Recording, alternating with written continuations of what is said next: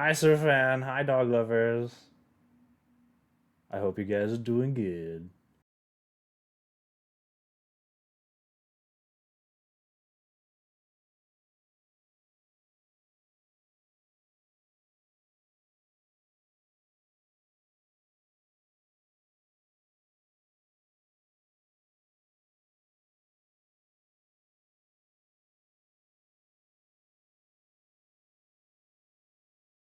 We're already talking. You might as well just go live. Might as well just say, there's nothing else I can do to prepare, anyways.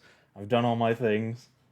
Yeah, Well, I've done all I so can do. did I've I. done all I can do. I guess we have no choice but to start. Yes. Or at least show my face. You And miss your we waffles all. early Are we? I mean, start time is technically 4 o'clock. compared to other days. We are Compared to starting at like 4:30, we're early. We're 3 minutes early compared to when I normally start. Did I have a good Halloween? I did. I had a great Halloween. Did you get spooked? Well, I had an interesting Halloween. I'll say that much.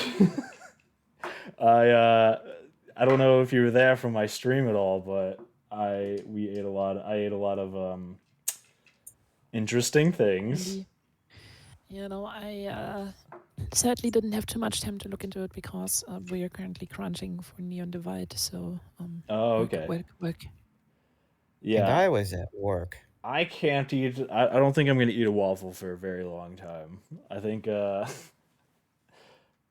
Quick, get the funnel. Yeah. I don't think I'm gonna eat a waffle for a long while. Hold on, let me fix my camera. Is that? No, it's like way It's too high. okay. We'll just IV feed it to you. Yes, IV feed me. IV feed me waffles. Yeah. Yes, please. So you can still get your waffle intake, but gives you time to rest. Just IV drip like syrup and butter, melted butter and syrup into my veins. Please do that for me. Bloodstream is gonna like that. Nah, it's I fine. think Don't it'll worry be about fine. Yeah. And yes, I agree. Digestion system, who needs it? And yes, I agree with Chet. Schmudlo speaking like a true pancake man because he wants to exterminate the waffles. What? Wait, what? No, I prefer waffles over pancakes. That's good. Because if you do I'll eat pancakes if we have pancakes, but I like waffles better. Waffles is on time. Holy crap! Yes, I am on time. Definitely on time. At 4:28 p.m. Eastern time. Chat. Technically, we're supposed to start at 4. What? No, it's 4:30. 4:30 is the start time. Yeah, definitely. 100%. The funny thing is, for me, it's technically even an hour earlier than usual. Same. Oh yeah, because you guys are daylight savings moved all over the place. Yeah, I think ours is moved next all week. over the place just a week before you guys. Yeah, I don't know why the daylight savings are even different. It doesn't make any sense to me. Because you guys back then, when everybody else was like, "Hey, we're gonna implement this. We got to be special. Let's all do it together at the same date." Yeah, you needed to be special. Yeah, we got to be special. Americans. Our special times. Okay, well, you guys want to jump right into it? Yeah. Rocking here. All right. So, last time on Dungeons and Breakfast. Dragon Ball Z. Yes, on Dragon Ball Z. People screamed for like an entire episode straight, and it was awesome. Strahd is powering up his spirit bomb. Yeah. Oh. Hey, don't worry. We have an another month before he actually attacks us. He's got a blood bomb. He's a big old ball of blood that he just chucks at you. Vampire powers. As it just crashes into the ground, all mushy and gross. Oh yeah, it just splatters. It doesn't actually like do anything. It doesn't like explode or anything. It just goes. It just. splashes on the ground. Well, You're just gooey like, for oh, my coagulation." clothes are bloody now. Oh, why? Oh, take that. Now you have to buy new clothes. You fucks. But sin will never come out. Oh, Doug Lover says hi to everybody. Hi. Okay, we got sidetracked. Last time, on Curse of Strahd, your group went all the way back to the village of Barovia to go find and pick up Irina, who had been waiting for you. After an interesting night's sleep, especially for Botak, your group left the village of Barovia and embarked on the long journey to the town of Vallaki, which is said to be bigger than the village that you guys have seen, and perhaps might be a place of safety for Irina, who Probably is isn't. being chased after by Strahd for unknown reasons. On the way, you guys actually had a pretty safe journey, if I remember right. Not a whole lot happened. It was much more of a Chillax, walk through the park. It kind of was, yeah. You guys got really lucky on all your freaking encounter rolls, and Suck it, Waffles. your group made quite some distance. You did notice that the encampment of Vistani that had been next to the Sir Pool had disappeared and moved on. You did pass briefly after you went through the large gates in the fork that went either to the castle or to the village of Vallaki. You passed by a large windmill, dilapidated and kind of hunched over a little bit, kind of like a Leaning Tower of Pizza style. I said it again, Pisa style. I literally want to call it the Leaning Tower of Pizza because it's freaking pizza. Why wouldn't you call it that? Cheese on that pizza. Deciding that it was best not to enter or go near this windmill, your group traveled onwards and made camp for the night. At which time, Irina kind of gave you a recount of some of the dreams she's had and talked a little bit about herself. And that's where we ended up stopping. You guys have yet to take a night watch, so if I could get whoever's taking watch out for the night, 3 of you to I'll take cover the whole first. night.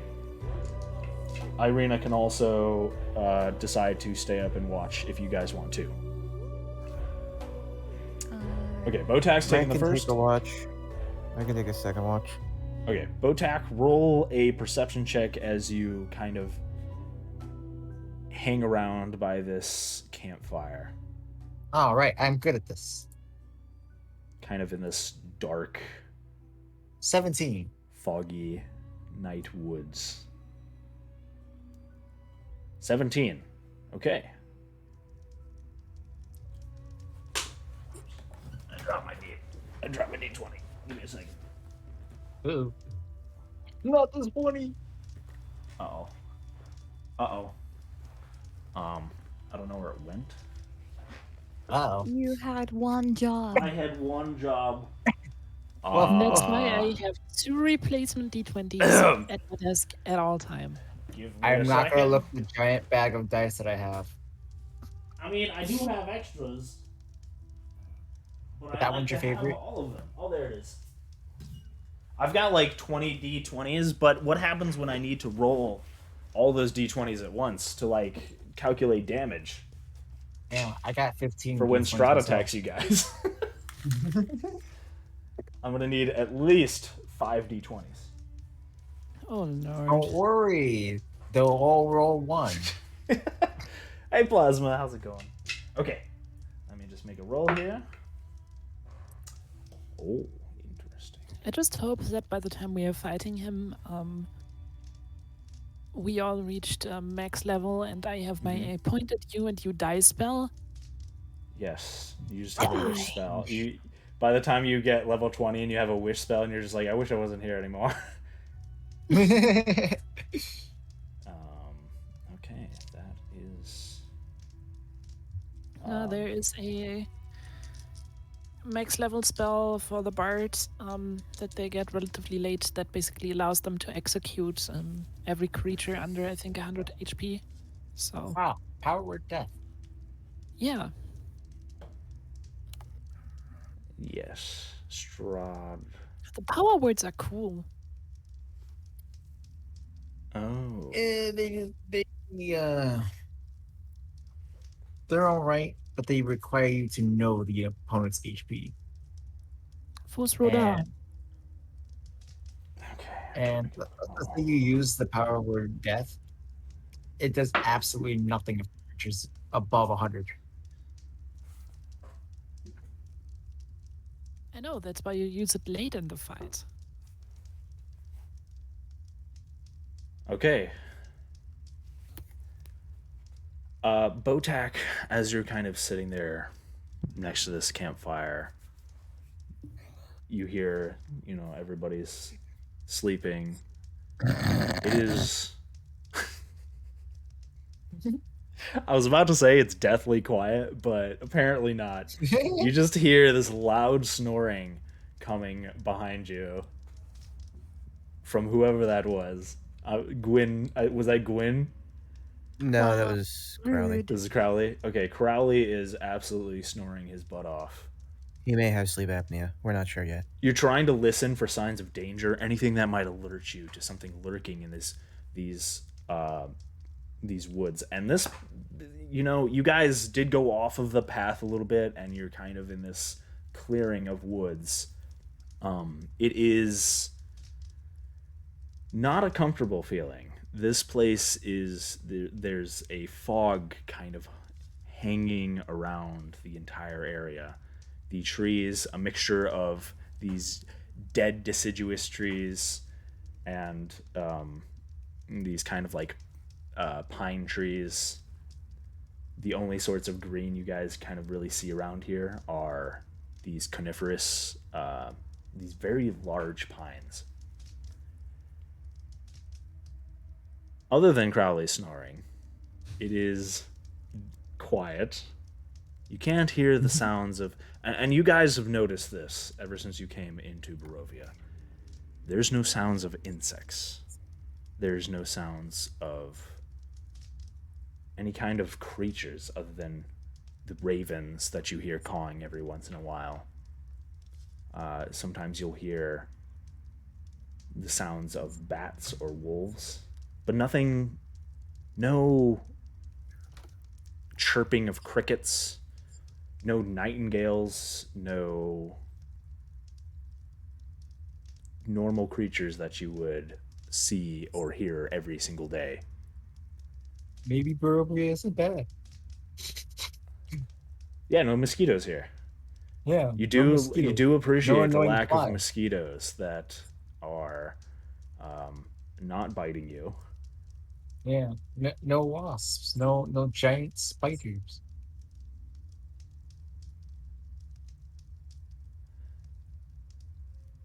You kind of look up, and just barely through the mist, you can see the very large moon kind of trying its best to pierce its way through the canopies of these pine trees and the branches of these deciduous trees.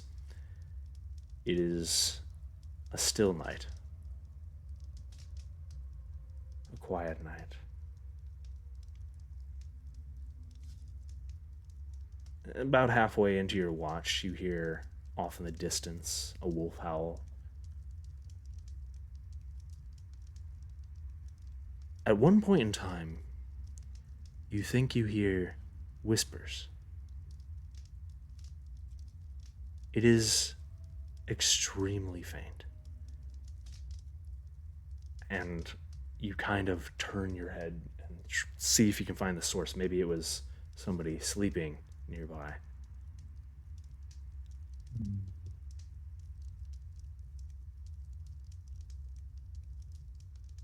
But it doesn't pick back up again.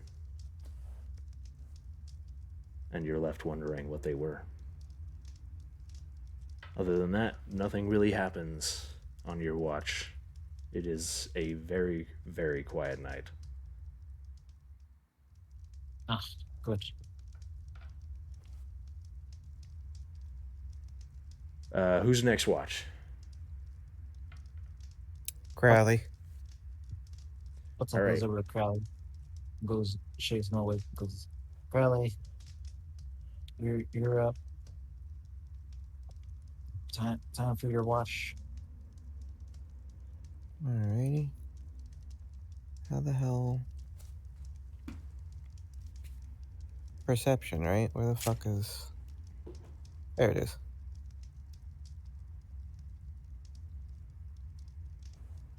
11. 11. Okay.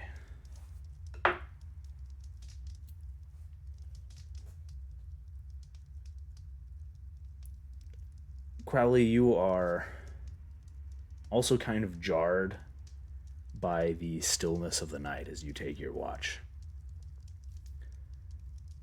You guys haven't really slept out in the wilderness in Barovia a whole lot. Usually you've been inside of a house or at the camp for the Velaki or some other sort of kind of enclosure or safer setting. And it is kind of it is pressing how eerily still the night is in Barovia.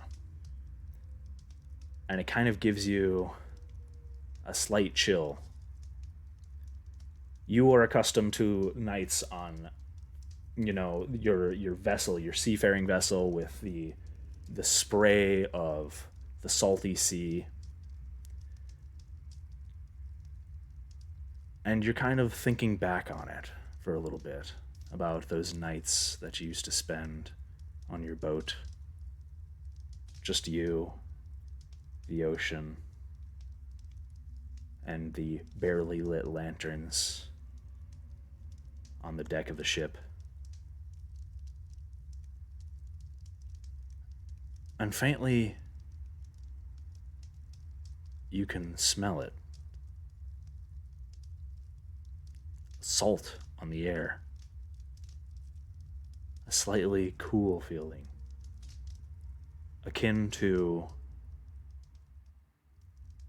that very familiar feeling of a sea breeze.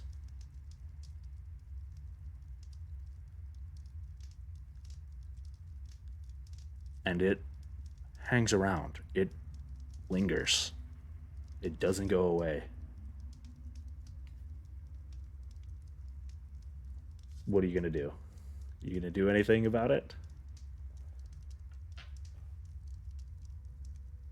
Nah, he's probably just gonna sit there and Okay. sulk Just because he misses the good old days. linger on the thoughts Memories. and the memories. Mm-hmm. Okay. Just sitting on his ship at night, staring out into the ocean, just clear skies, bright moon, that kind of stuff. Okay. Roll a wisdom saving throw for me.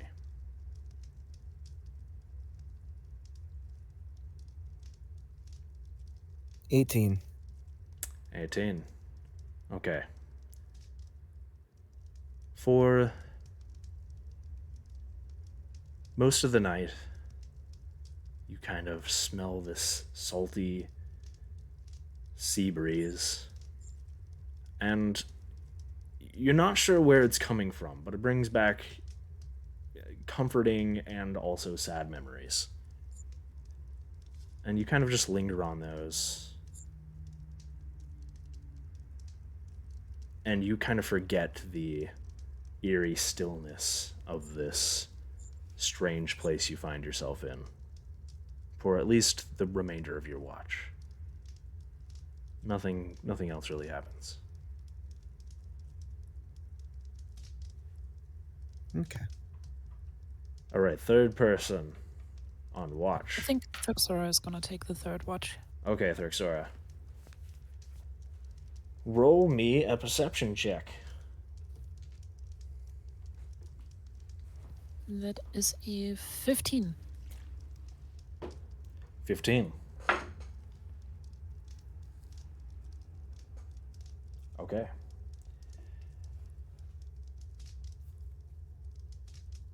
Again, just like the others, you experience a very...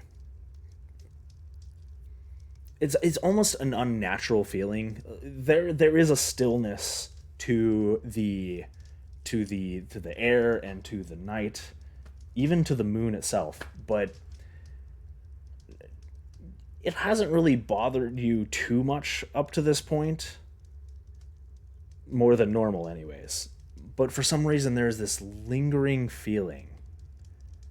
This, like you don't belong here.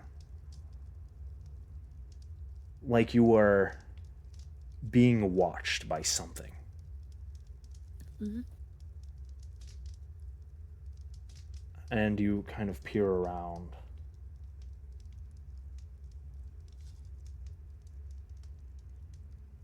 And briefly, you do notice a sort of... You can just barely catch it through the light of the moon, like piercing through the canopy. You see a vaguely humanoid shape. You can't really discern it very well. It just looks like a kind of like just a silhouette highlighted by the light of the moon. It stands behind a group of several clumped trees together, kind of obscuring itself slightly. And you have to like double, triple check. Maybe it's the campfire playing tricks on your eyes. But no, it is definitely something standing there. What do you do? How far is it away? It is about 30 feet away, standing at just behind the edge of the tree line that makes up this clearing. You have to kind of like peer around a few trees to get a good glimpse. I'm tempted.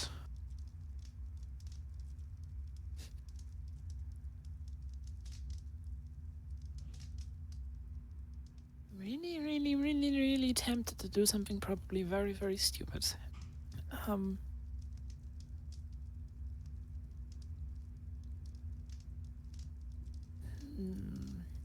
me quickly, okay, that is 20 feet radius.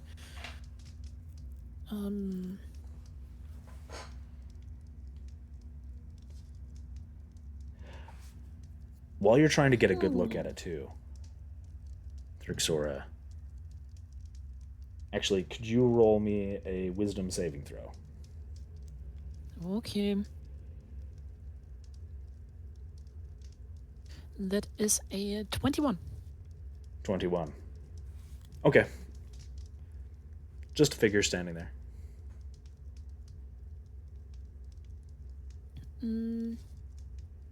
Thuxora is basically gonna raise her hand to signal the figure that she saw it in a greeting-like gesture and sees if it reacts. You raise your hand, kind of still trying to get a good look at what this thing is exactly, or who it is. You raise your hand and gesture to it. Doesn't seem to be any kind of reaction. It doesn't seem to move at all. It just sits there.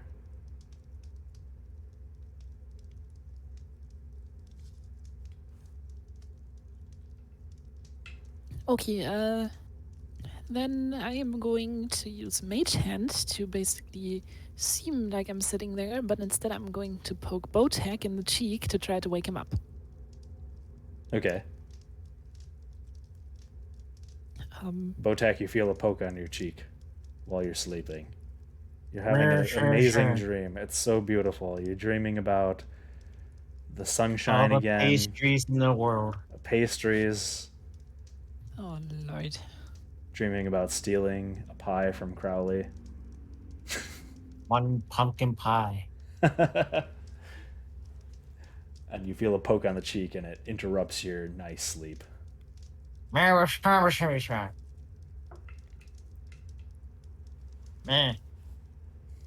So Botek keeps sleeping. Great. Nay.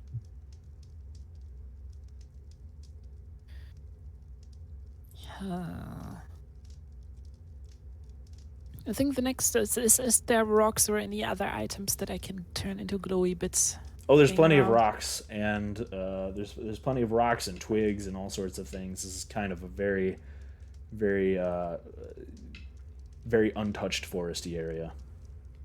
Okay, I'm going to grab a rock and do my good old party piece, the floating glowy rock.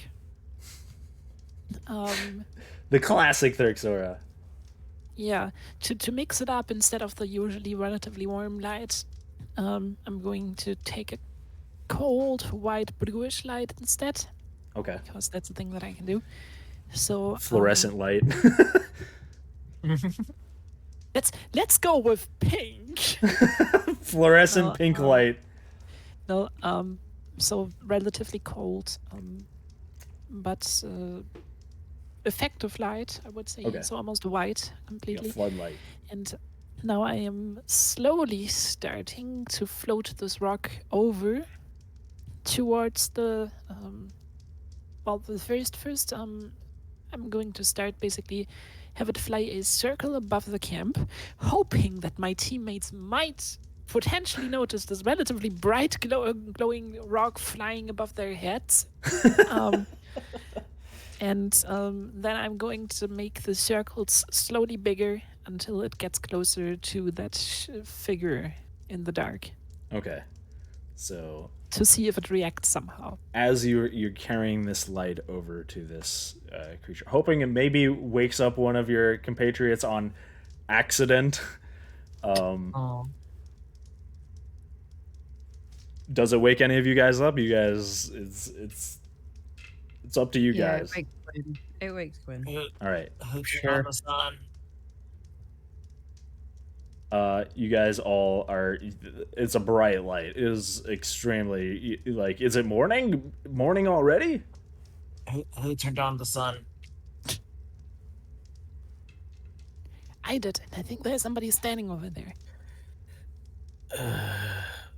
Oh. You Did you say hello?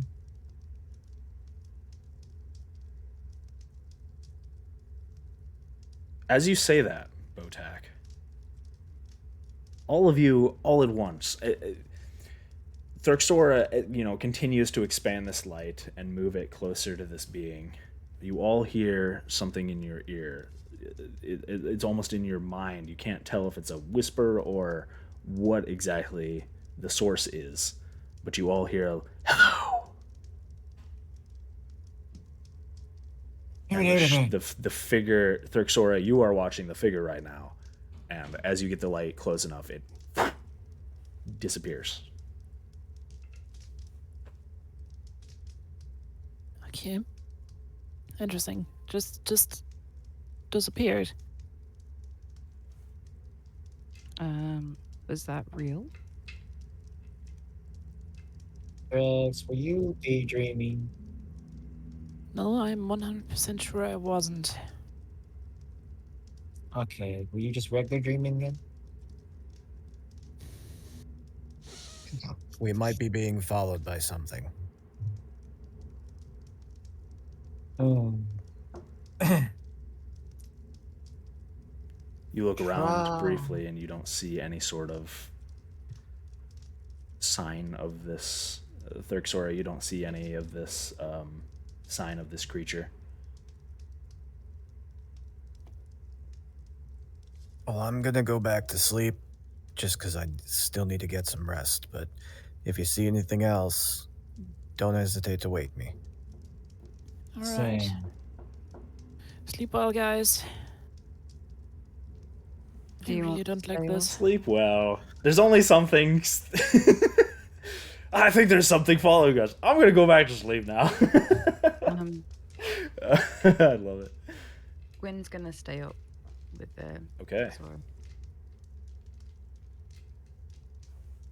And Thyxora is gonna bring the floating glowing rock back to the camp and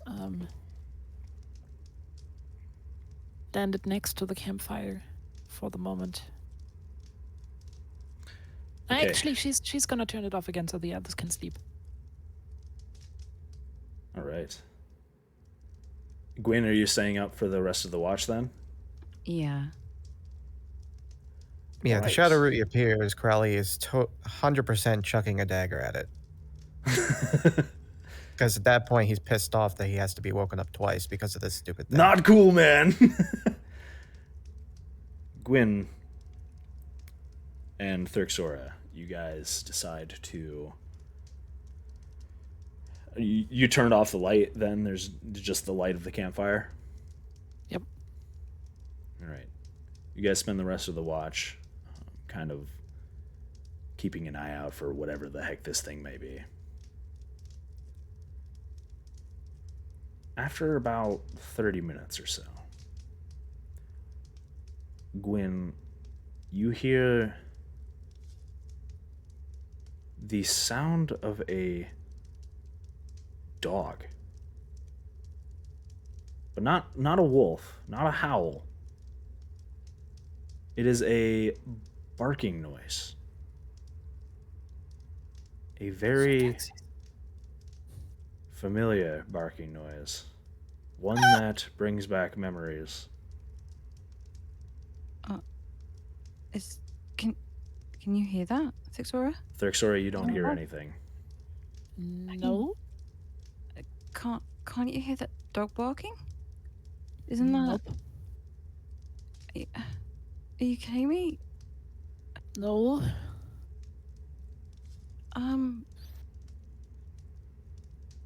Kind of fades in and out. Just. And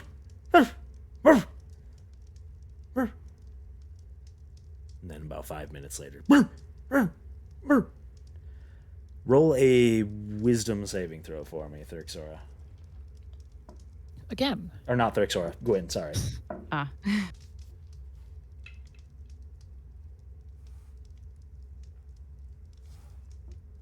14. 14. I knew dogs were evil.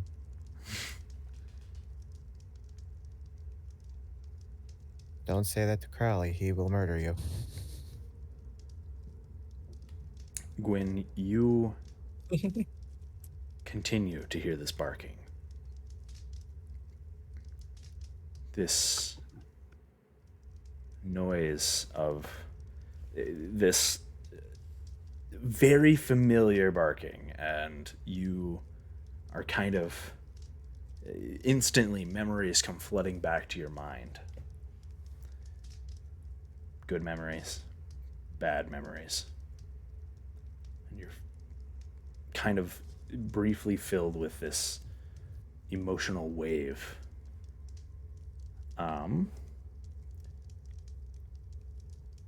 The barking gets louder,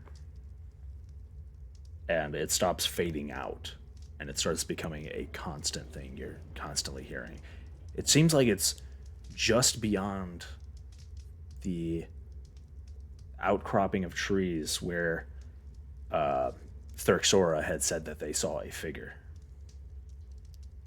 I can hear my dog. I can hear my. Can you not hear? When, whatever this is, it's just this goddamn forest trying to make you think you hear something. But it seems so real. You know what? I have an idea. Just concentrate on this, and Thuxara pulls out her lyre and starts relatively quietly, but still loud enough to hear for Gwen to play a song to distract her from the barking. Okay. Roll performance. Roll me a performance check. Just because I want to know. That is a 16 total. 16. All right. Hearing this. What'd you say, Chachi? I was like, if she rolled low, she's probably gonna wake us up. Oh, okay. I thought. Okay. Yeah. You hear this beautifully enchanting melody being played by Thyrxora next to you. It doesn't stop the sound of the dogs barking, but it's very pleasant and nice to listen to. But then you hear the dog begin to make kind of like this whimpering noise, like it's in pain. It's kind of.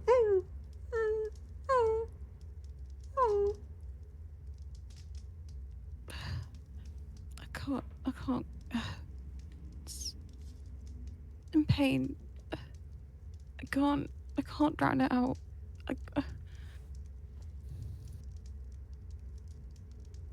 Gwen just tries to cover her face with her hands. Okay. You cover your face with your hands and try and like block out the noise. Just curl up into a ball. Okay. You try and block out the sounds of this dog as it brings up these memories and these emotions flow through you. He's dead. He is dead. He's dead. He's dead. Isn't he dead? Gwen, everything will be fine. Just listen to me.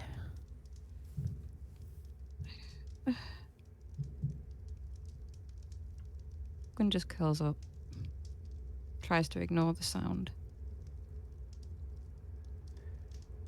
Thuxara is going to sit down next to her and basically give her head pats to calm her down. Thank you. I hate being seen like this. It is fine. We all have these moments. And all we can do is sometimes just embrace them, be aware of our weakness, and grow over it. Thank you. I'll try. It's just not something that's natural to me.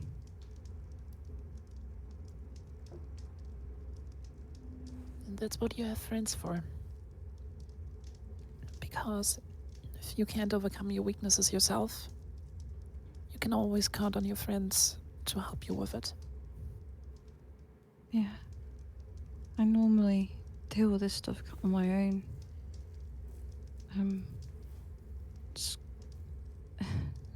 Scruff was my best friend. And he was killed by a bunch of bandits, and I killed the bloody lot of them. And I can just hear him now, and it's driving me nuts because I couldn't do anything to bring him back, but sorry, I'm just rambling. You know, try this. If the memories come back, then try to focus on the positive moments. All the funny memories, all the nice ones that you have with him. Think about these things. Okay. Just think back at the time when you two were together and treasure these memories. Yes, there might be pain, but we should never let the pain outweigh the joy.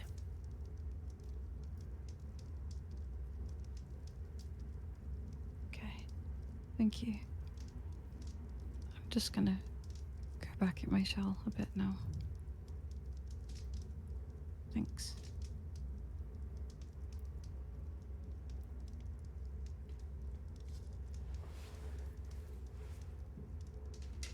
As the rest of the night goes on, you kind of sit there, curled up with Thurxora trying to comfort you the best they can. You can't help but feel, despite everything, this strange pain in your heart. Not at first, it starts out as an emotional kind of pain, like as you're thinking back on your dog and these other memories that you have. It starts out as emotional pain, and then suddenly starts feeling like there's a strange, it's hard to describe, like a icy hand clutching your heart, and you kind of jerk as you're kind of curled up and trying not to focus on any of this. You suddenly like jerk awake, and you feel this biting pain on your heart, similar to like a heart attack or something like that. It is excruciating for a brief moment, and then it begins to fade slowly.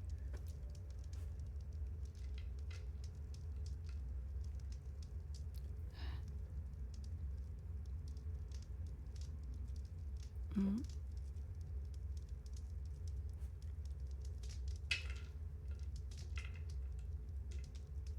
You feel this pain, and it slowly kind of diminishes and withers away, and it's gone after a little bit.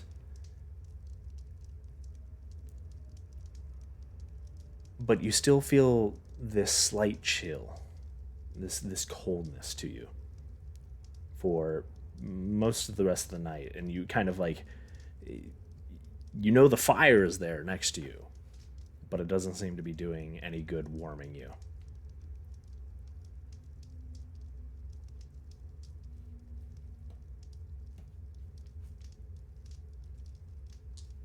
Other than that, you guys' watch goes unimpeded. You don't catch any sight of whatever the heck this strange humanoid silhouette was in the woods.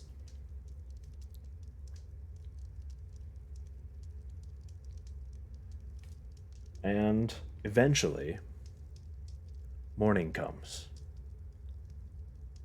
The darkness of the sheer darkness, which is actually, it's slightly, it's a hard it's hard to tell the difference between night and morning until it's already like midday. It is, the moon is so bright at night that it is very difficult to differentiate, and the only thing that really tells you that the moon is gone is actually like physically looking up and not seeing a moon there, and kind of seeing these grayed clouds kind of dimly lighting the rest of this land.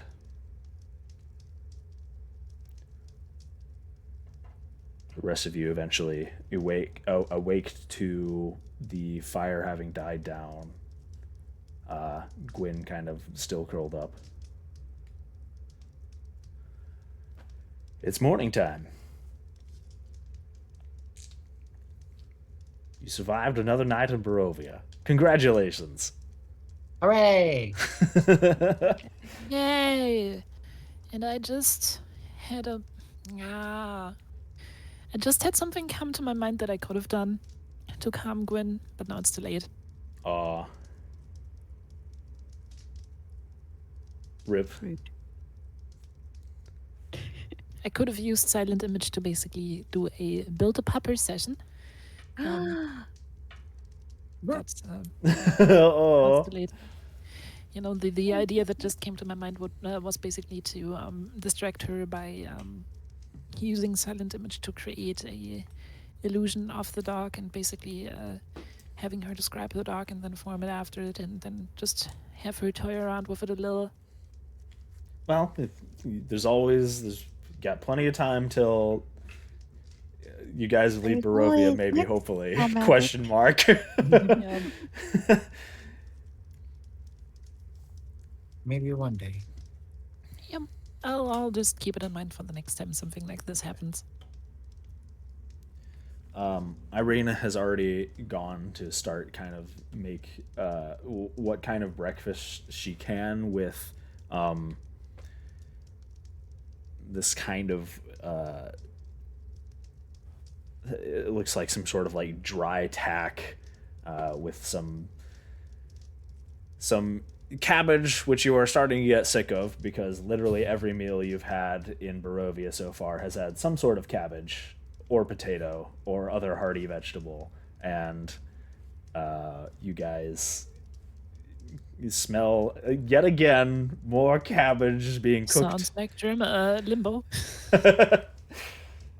Being cooked.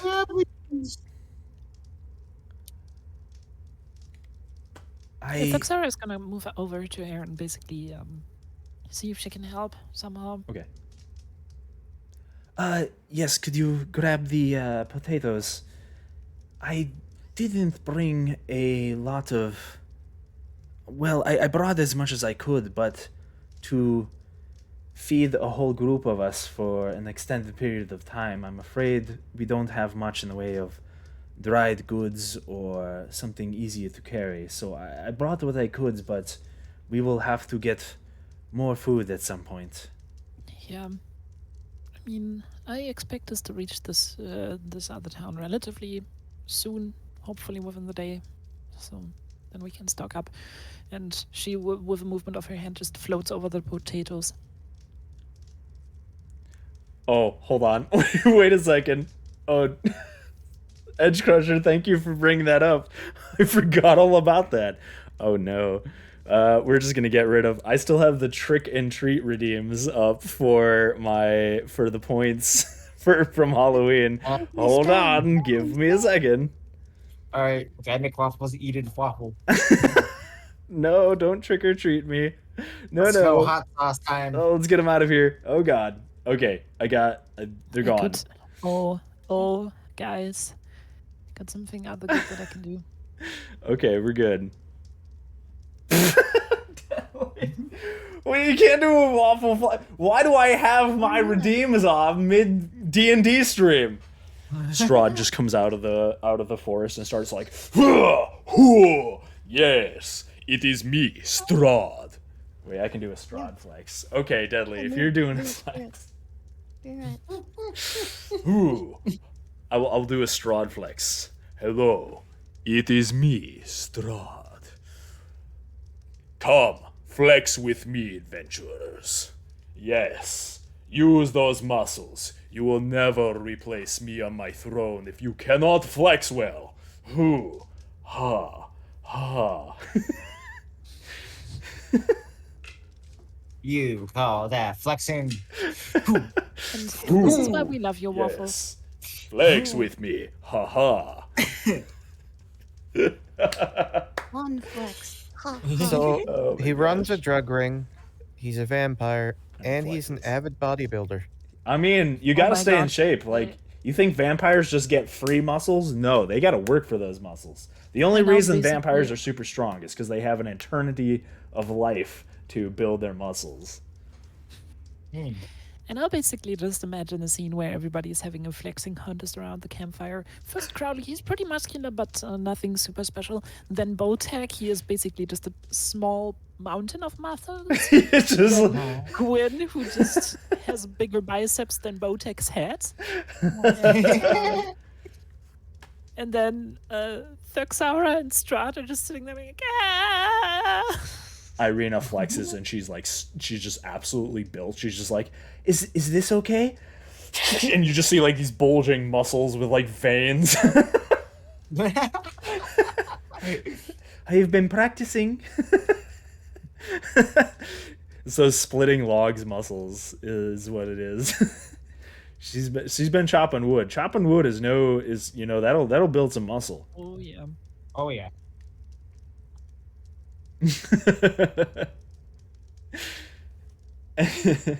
Strong because the body doesn't have a human limiter. Yes, exactly. Weak human muscles is nothing compared to undead muscles.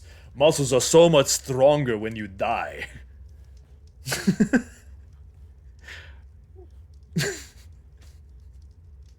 Thank you, Deadly. Okay.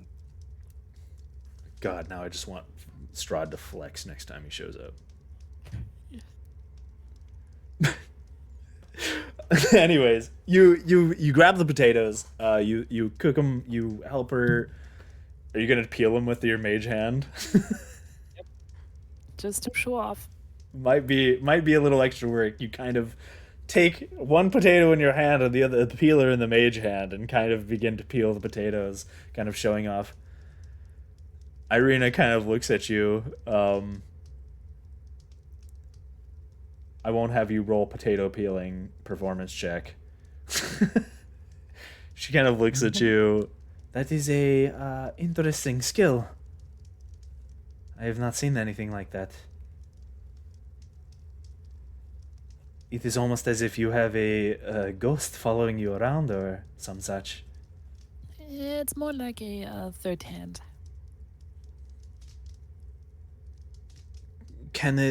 Do you just tell it what to do, or can you control it? I control it. I completely control it. I have not seen such magics. I have not seen any magic. Other than, well, his. I don't even know if it classifies as magic. That's the thing. I think that the proper term for it is psionics. I do not know of such things. It is the power of your mind, if you want to describe it that way. My people have very strong minds, and that allows us to alter things with them. Who are your people? If you don't mind me asking. Where do you come from? Well, I myself, I don't know, to be completely honest, but my people, we come from another realm. They call it Limbo. It's a little bit more chaotic than here, but Limbo. I assume Thuxara would have basic knowledge on Gith. You have basic knowledge. You don't know exactly. You don't have specifics, but you do know you have a little bit of knowledge about the Gith in general. Okay. Just basic stuff. You're not sure where this knowledge comes from, but you do know.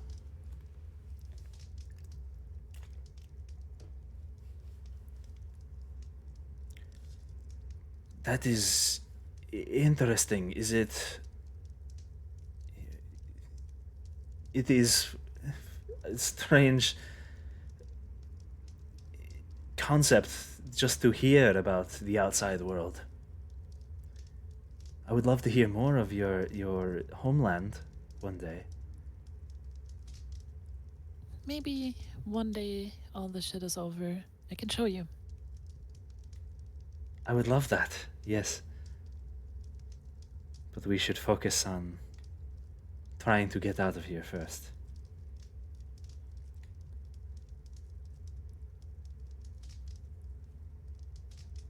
Xora is basically just thinking to herself, I think she would make a good travel companion. And kind of plans out a route from pub to pub, from inn to inn, like she used to do as a traveling bard. Okay. Yeah, so you kind of think about the outside world, which you guys know as if I can remember the name of the old Zurikand. The Zurikand Empire is kind of the outside world from what you guys know. Most of the world is, at least the general area outside of oh my gosh, my brain. What is the name of the town, the city that you guys started in? Malatane. Sorry. Outside of there's the city-state of Malatane, which exists on the very edge of the Zurikand Empire, and to the west of that is a largely unknown area, unexplored, untamed kind of wilderness area, and you kind of think about your routes through the Zurikand Empire that you had kind of gone through before this.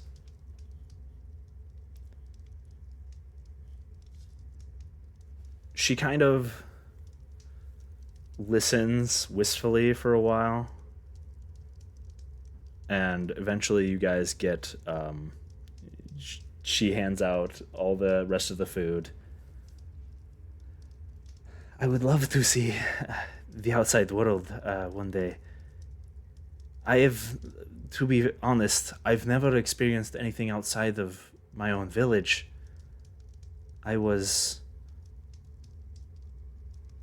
Well, my father, he found me in the woods one day, or at least that's what he tells me.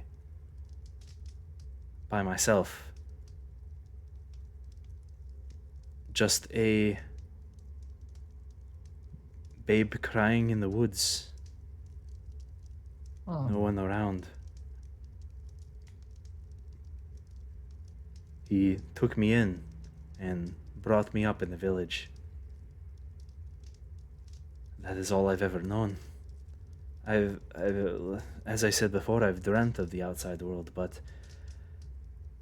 I've never seen it. To be honest, just going to this town, Vallaki, I'm filled with both fear and anticipation. I am curious.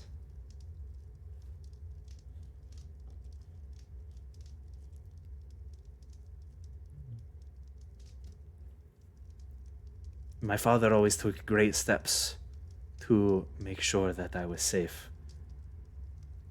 But I have always wanted to travel, and I thank you for the opportunity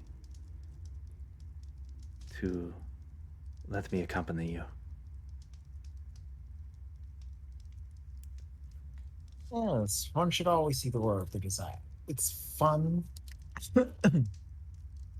The experiences, places, and things that you see is quite exhilarating to find, do, and experience all around. I agree. I've spent a lot of my time reading books about the outside world, and I've only imagined what it could be like out there. And the dreams I have, they're so vivid. I feel like I've been other places, but every single time I wake up, it is still the same old Barovia that I have come to know.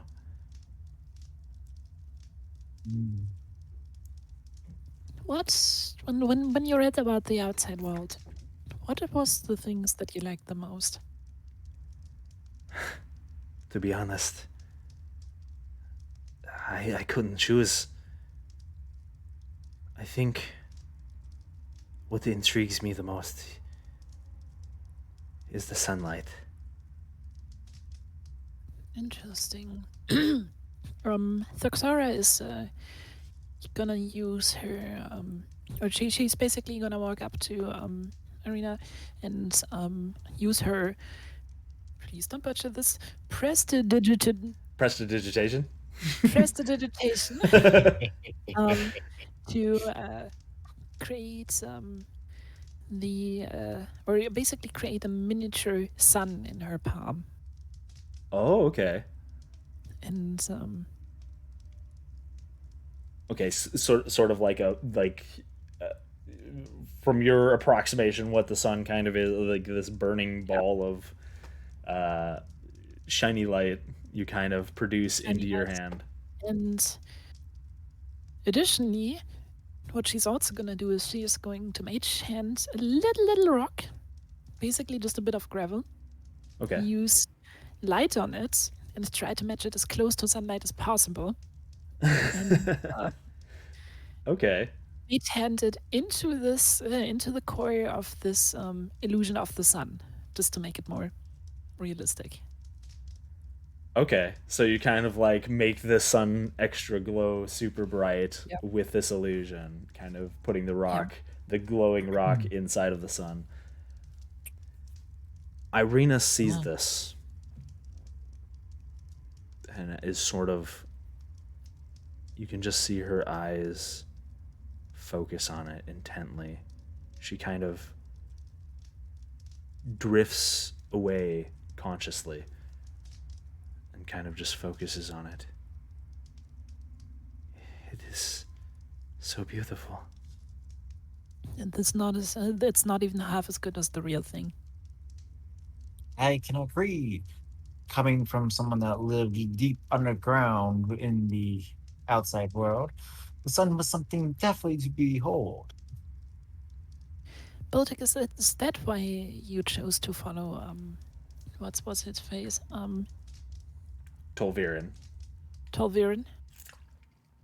Well, there were many reasons, but that was one of them. The sun was definitely something that was encouraging to me. I welcomed each dawn with a new bright smile, excited to see what new things I could find the next day. You also grew up without the sun? For a while. I would say about 100 years or so. What, if you don't mind asking, when you first saw it, what did you feel? Was it everything you had hoped it was? The dawn that I came out, I was just climbing over a hilltop. The sun was starting to rise, and I could see all sorts of colors from the sky and barely any clouds, but still it was beautiful. I felt warmth, I felt encouragement to all sorts of things. But it was just a feeling of warmth and excitement. Yeah. Excitement for everything. She kind of looks towards the orb that Throxora has produced, watches it intently for a while as she listens to you, Botak. Yes. If it is possible, one day, if everything turns out, if there's some way that I can leave this realm, leave this kingdom beyond the mists I would love to join you. I'm sure there's no way, but first things first. Yes, first things Have, first. We must make sure I'm have a nice. safe. Oh, I was talking about breakfast, but Oh, breakfast. Yes, breakfast also works. Yes, I'm sorry. I'm sorry. We must focus on getting you all out of here. It is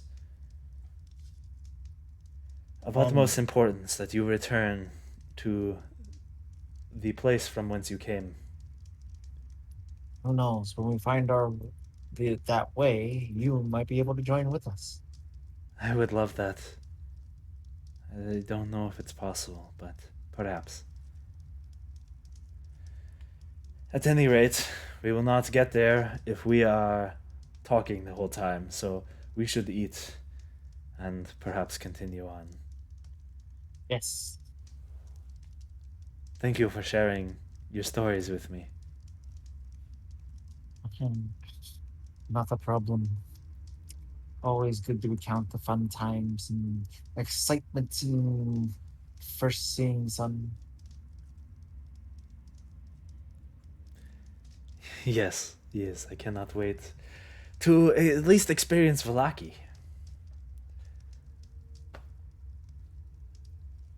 You all eat your breakfast, continue, kind of pack up your things, your bedrolls and such.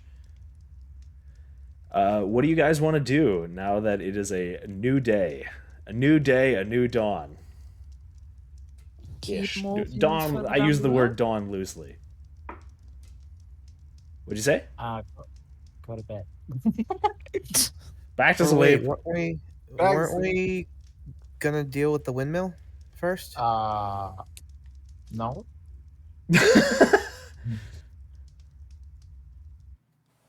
You guys did talk All right. briefly. I think last time I before think, we ended, you guys were talking about the windmill, Hmm. but I can't remember exactly.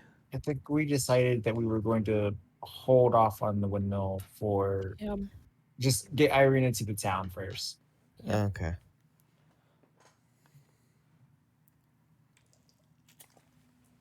So yeah, onwards, my companions.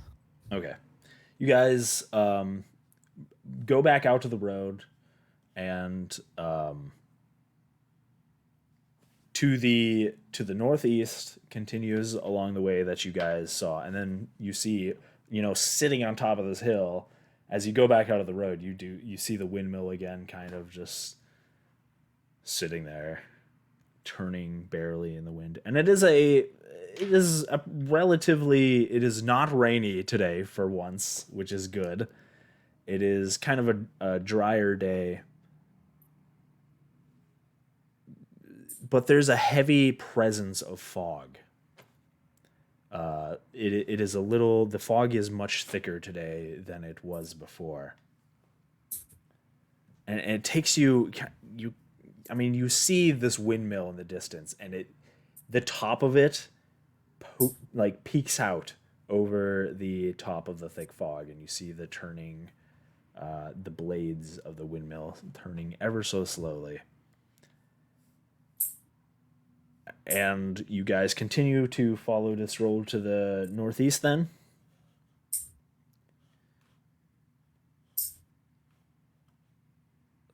I'm assuming? Yes. Okay. Is someone clipping their nails right now? Am I the only one that hears that? Who's clipping their nails? I'm Not with it. me. It's not me. Oh, sorry talking to guys. I Jack. was sorry. It's hard to keep my nails in check. Okay, so you guys are continuing on to the northeast. All right, you guys begin to trek. Doop, doop, doop. All right, you do notice that it's hard. It's taking you a little bit longer to traverse this path because you guys have to go slowly. You can't see much more than 15 feet in front of you at a time, and you kind of almost have to like look down at the road specifically just to make sure that you're staying on the road and you're not wandering off into the brush to your side. The road kind of snakes around these woods that you had previously camped out in and kind of turns back on itself. As you round the bend, nothing happens. And you guys continue on your way because I cannot roll for encounters ever. It's either natural 20 or nothing. Yeah, pretty much.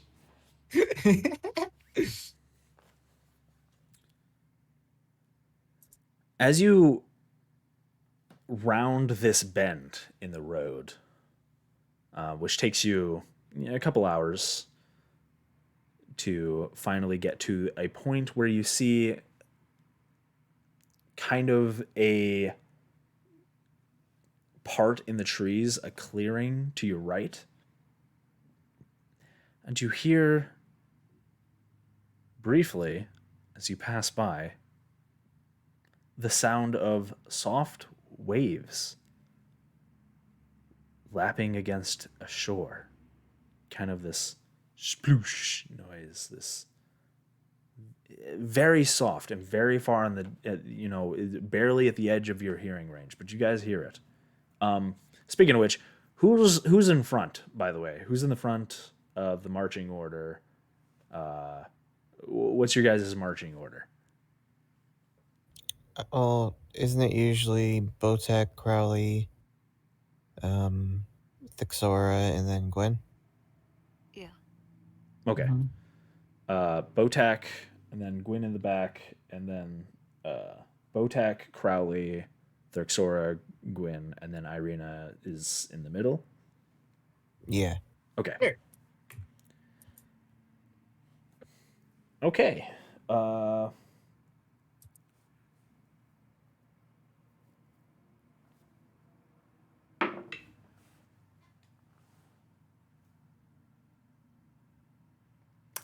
I've got to make another roll.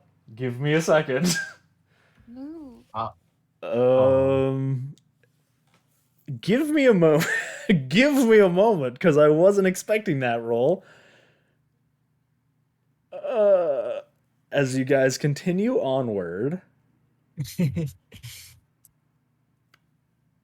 don't like this. Is it the Revenant again? it's not the Revenant. It's not your boy Big Sword McSwordface. It's a different roll. Wonderful. I've got to make another one. Oh, Lord. Is it Strahd himself? Botak, make a perception check for me. I'm good at things. Ba-da-ba-da-ba-da-ba-ba-ba-ba. 16. 16.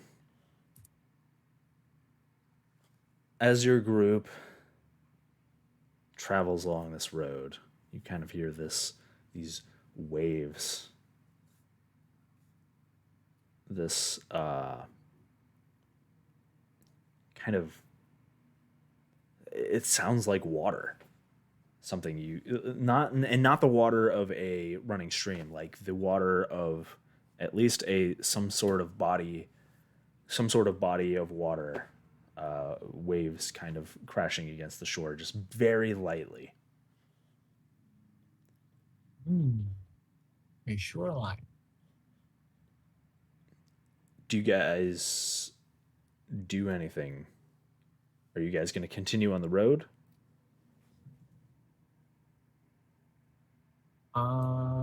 I see no reason why not to. Okay. Yeah, I don't think. Because we're not really exploring right now. We're just trying to get to the town. Okay. You guys continue on the road then. Botak, as you're traveling along, You see it. Something piercing through the fog.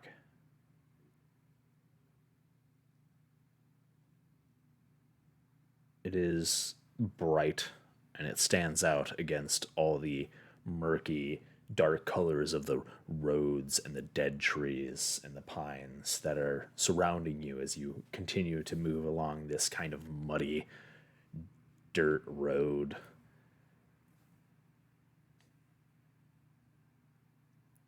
You kind of squint your eyes and peer ahead further.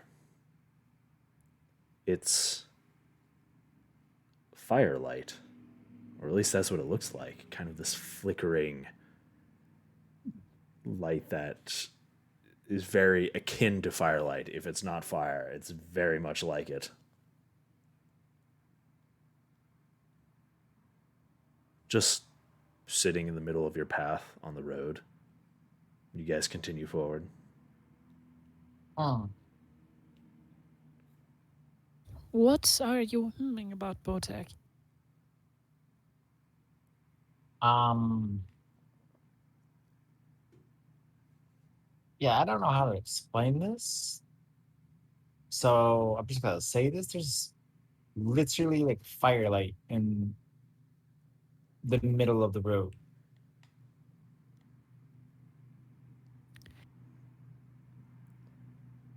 Do the others see the light as well? Now that you're looking to where Botak pointed out, yes, you can. All of you kind of like squint and look ahead, and you do see that firelight. And it seems strange. It is not where the road would be ahead. It's not on the ground. It seems like it's a little bit higher up, kind of eye level with you. But the fog is thick and heavy, and it's hard to make out anything other than this brief, erratic kind of light moving. Is it coming towards us? Doesn't seem Or to is be it still? moving from what you can make out. Kind of just standing there.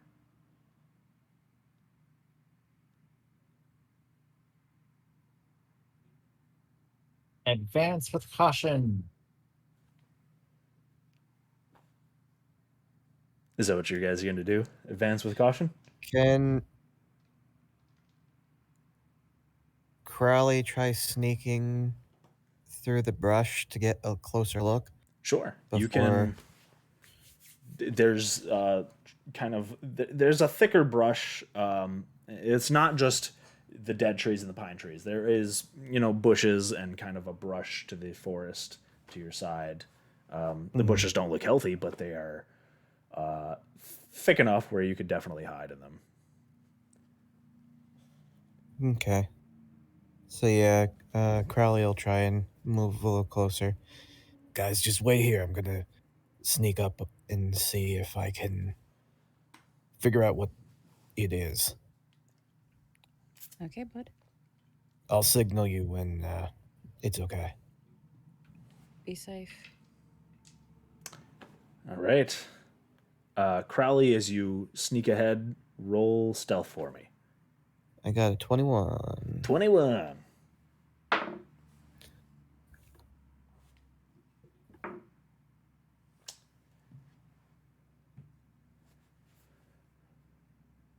Crowley, you kind of sneak through these bushes and this brush.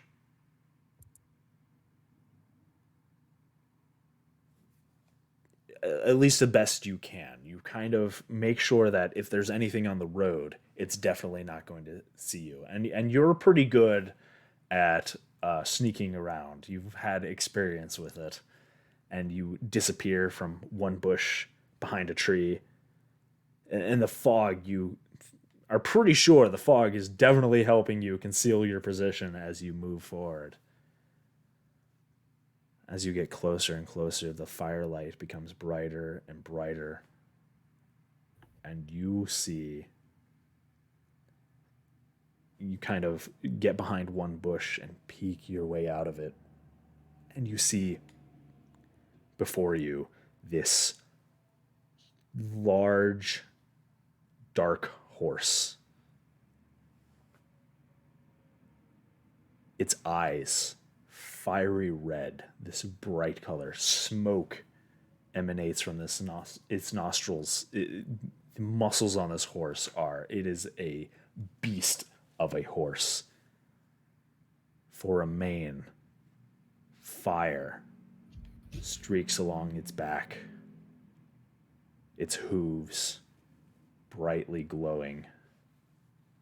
Its tail also fire, leaving this smoke that contrasts against the fog itself.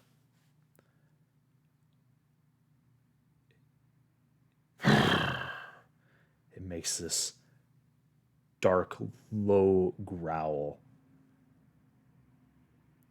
But that's not only what catches your attention. It is what is sitting atop the horse. You see a gaunt figure, man with a widow's peak, dark black hair, and he turns towards you.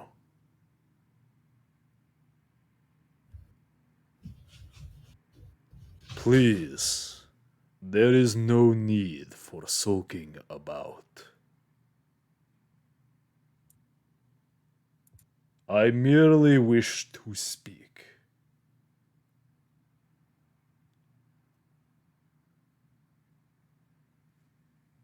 He is staring directly in your direction, Crowley.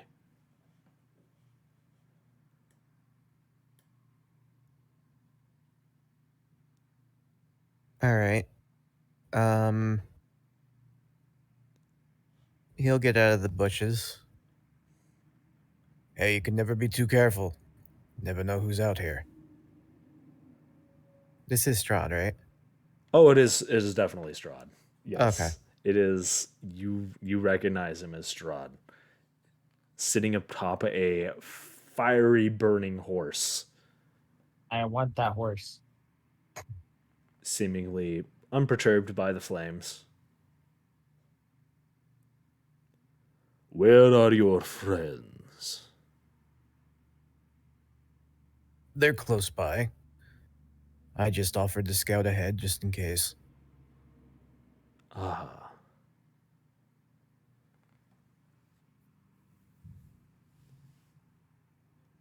Tell them that I wish to speak with them.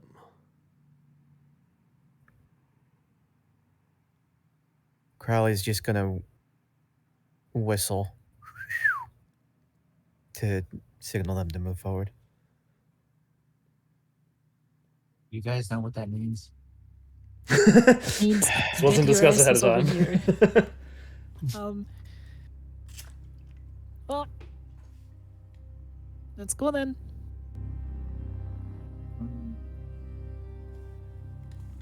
Okay. All right.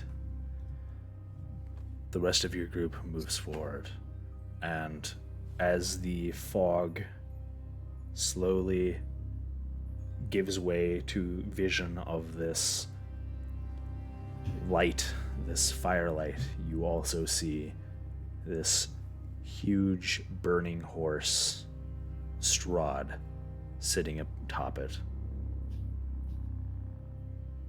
casting a gaze over all of you. Ah. You have come quite a distance. How fares your journeys? Well, we've been doing quite well up until now. Yeah, Ah, quite uneventful. uneventful. Unchallenged. Your group And moves through my realm unimpeded. seems like your servants are afraid of us. Or Perhaps simply have better things to do. so. Well, I see you have brought a new friend of yours. He begins to get off of the large horse and kind of steps down at its side. And it is a big horse. Like he is just barely taller than Clydesdale? the back of this thing. Like Clydesdale size? Or Yeah, it's a big ass horse. Yes, it's a little bigger than a Clydesdale. It's a big horse. He's also a very big man. He's also very tall, very large, larger than a typical humanoid. He's more your size, Gwyn, which is pretty rare for anything not a dragonborn. Maybe a Goliath would also be that size, but he's a pretty big dude.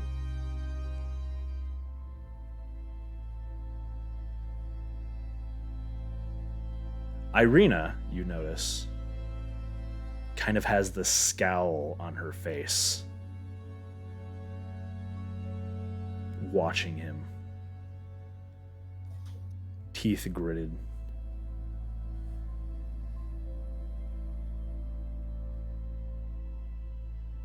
My beloved Tatiana, it is so good to see you again.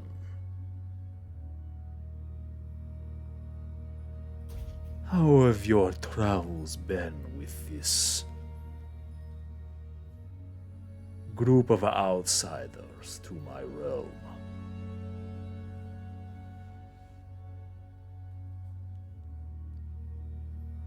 The hell is Tatiana?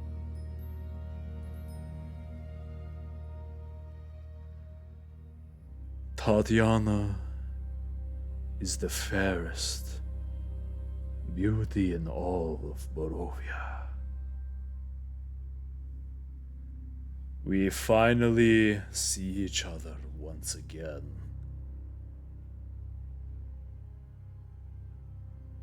I have waited centuries. I have looked for you, searched for you, Tatiana. And finally you reveal yourself once again. And you take your lot with these outsiders.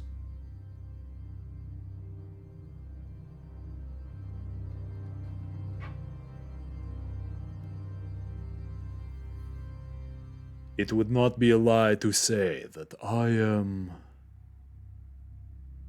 disappointed.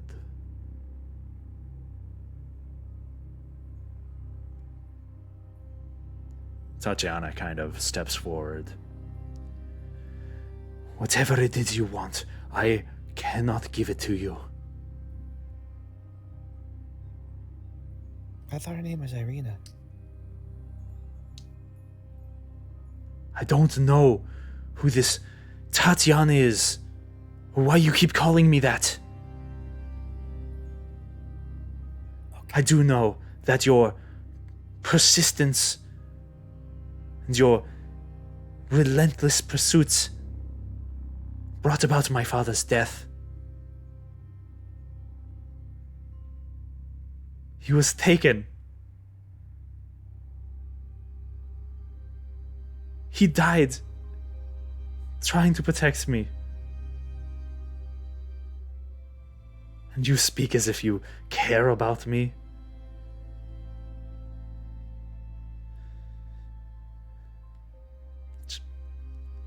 Leave us alone. Leave my family alone. Leave my village alone. Why do you torment us so?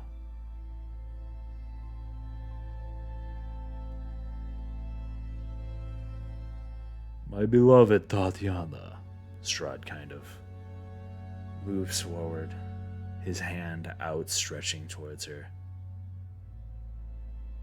I do not torment them.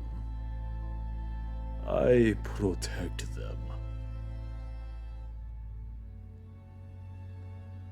For where would they be without me? lost sheep in this realm. I save them. I protect them.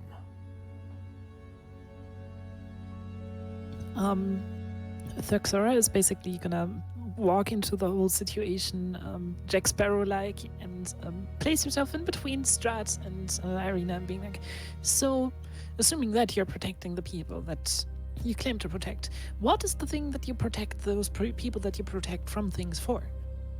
From? He kind of... You see for the first time, since you've met him, really, a slight irritation comes over him. Like, his face flinches a little. It kind of twitches. He withdraws his hand. There are forces beyond your understanding. What were you saying, Chachi?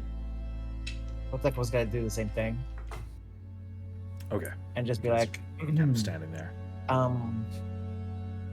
you know, it seems to me you have protection in like a different mindset than others, because I'm pretty sure that protecting people don't usually mean that those people die because of your protection. Thuxora turns to Botek. Well, my dear companion Botek, it sometimes depends on the kind of the protection, especially on the threat they are protected from. The problem is that if we fulfill the mission Lord Strahd gave us to at some point take over the throne here, it would probably be wise to enlighten us what the thing is that the people need protection from. Maybe. But if Strahd is protecting somebody and they just, die because of his protection, then he's not doing a very good job. Just saying. Unless he's But what is if the thing that he's protecting them from is worse than death? Tell me, And in fact, death might be a valuable protection method. what does death mean to you?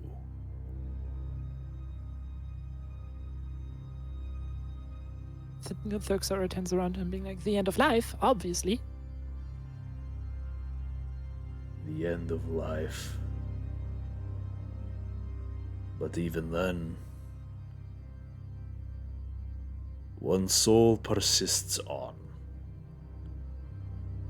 My life ended centuries ago, but still I persist. You kind of walked into that one, Drex. The end of life does not mean the end of oneself.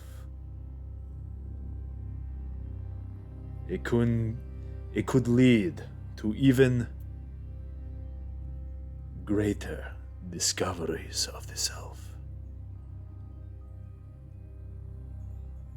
To become beyond life. That should be one's goal.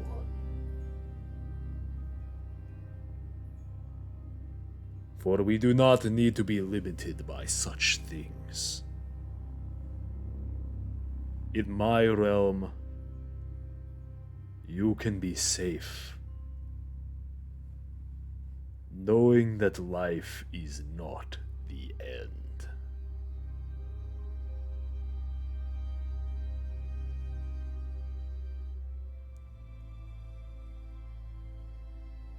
My beloved Tatiana,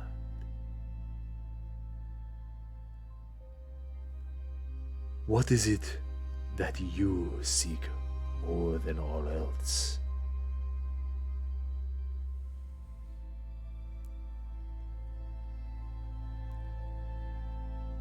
Tatiana kind of looks towards him, still kind of gritting her teeth. To be free from you, from your tyranny, from your grip that you hold over all of us.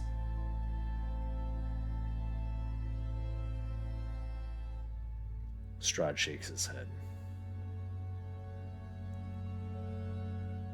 The death of your father was regrettable.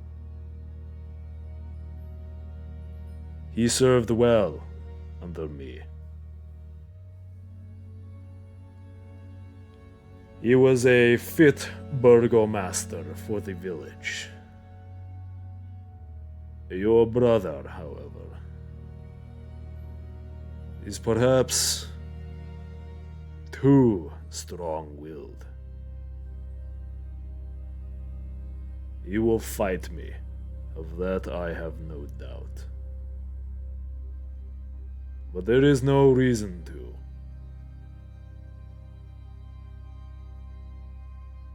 For I am ancient, and I am the land. You cannot fight me here.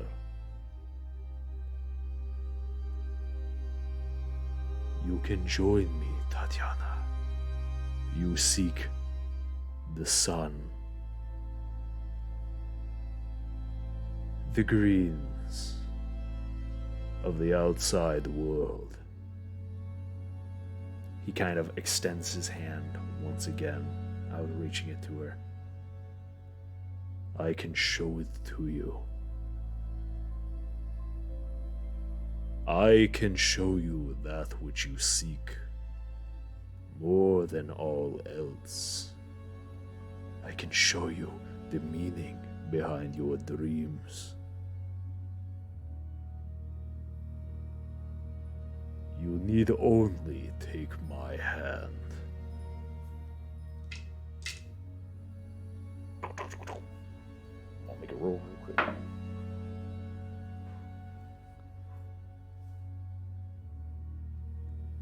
You all suddenly see, you're kind of looking at Irina.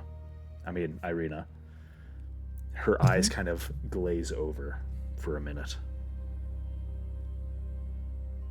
Silently, her mouth kind of hanging slightly open. Welcome back, Tava. She begins to move forward towards him.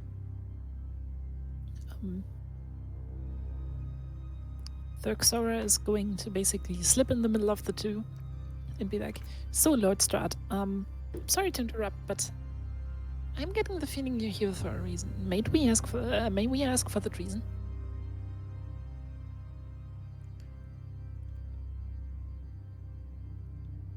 I merely wanted to see my Tatiana.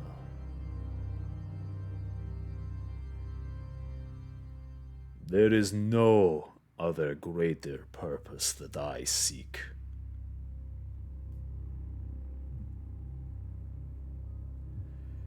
I admit I was a little remiss to find you all in perfect health, unimpeded, untested.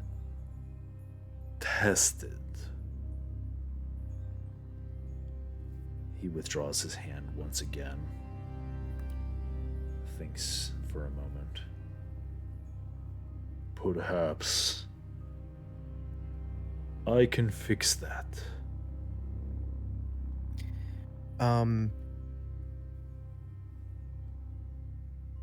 Because Crowley's still near the horse. Say again? Crowley is still near the horse. You are about 10, 15 feet away from the actual where you had seen the horse. You would still be, unless you've moved from the bushes. Yeah, he moved out of the bushes. Okay, so did you get closer? Yeah, I moved closer. Yeah, you would be about less than 10 feet from the horse. Okay. If I try to cast Animal Friendship, would he notice? You don't know. You would, it makes your rune glow, but you're not sure if he would notice or not.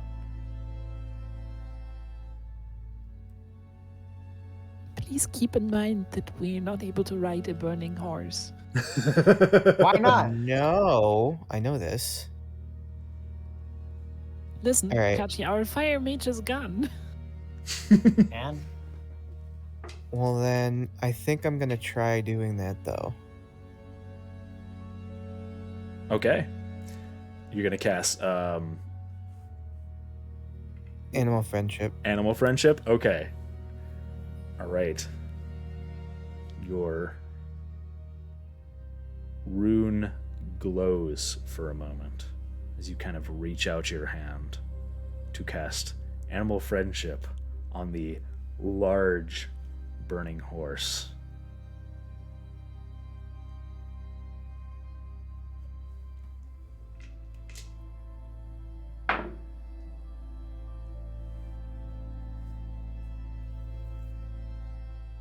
The rest of you notice Strahd kind of, his eyes glance to the right briefly towards Crowley.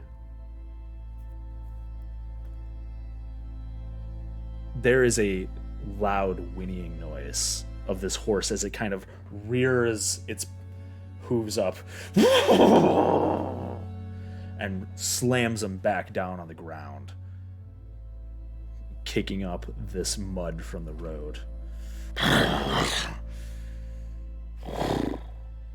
it looks towards you, Crowley. Its large, flaring red eyes staring at you. You can't feel any sort of connection with the horse. It just stares at you. Question. Is Arena still in her, I assume, charmed state? Or did When she you go back stood home? when you stood in front of her between Strahd and her, she kind of stopped moving forward Mhm. and kind of just stood there as you guys continued that conversation. Seemed to have stopped when Strahd's changed subjects to you guys.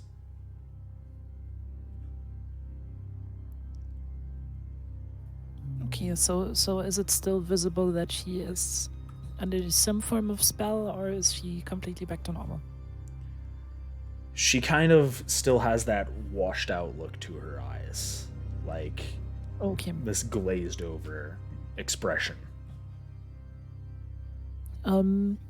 Well, what the Xara is gonna do is she's gonna step away in between, or she's basically leave the space in between her and Strahd, make a step past her and just whisper into her ear, "I'm sorry," and then she's gonna do the Crowley mage hand, trying to get her to throw up To get Irina to throw up. on Strahd. You're gonna try and stick the mage hand down her throat and get her to throw up? I mean, her mouth is agape. Exactly. The idea is basically to have that relatively strong reflex kick her out, Before whatever it might be. before she does that, since Strahd is looking at Crowley, because of the horse, Crowley is just gonna kind of address Strahd. Is it a boy horse or a girl horse? First off, You don't know. It's a You fiery should be able horse. to- You cannot you should be see able to- its genitals. There's too much mist and fire and smoke. It has a burning crotch. Oh my god! Sounds like it has a medical issue. You're not quite sure as to the genitals of the horse. Oh, because he was just gonna say, "I love your horse. It's beautiful. Do you mind if I pet it?" Just to kind of add a distraction. Okay. Roll a deception check if you're going to try and distract him.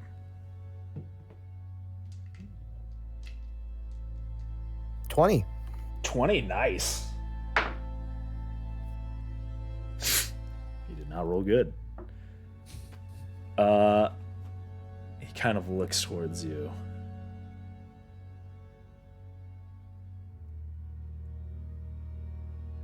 Bucephalus only accepts one master.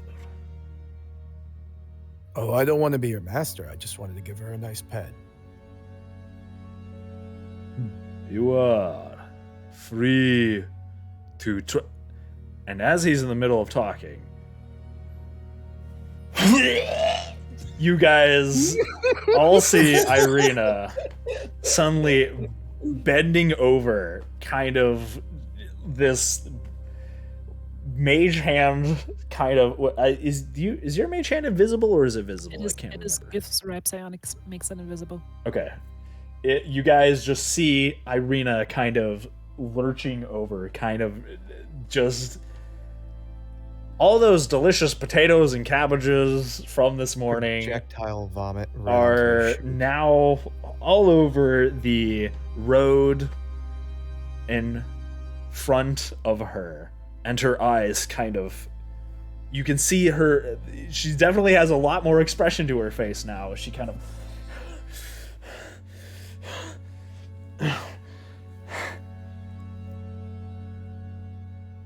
Thuxora is basically, when it happened, she just jumped to the side, being like, "Oops, it happened again." What happens? Her eyes dart back and forth as she kind of thinks for a moment. And then she turns to Strahd.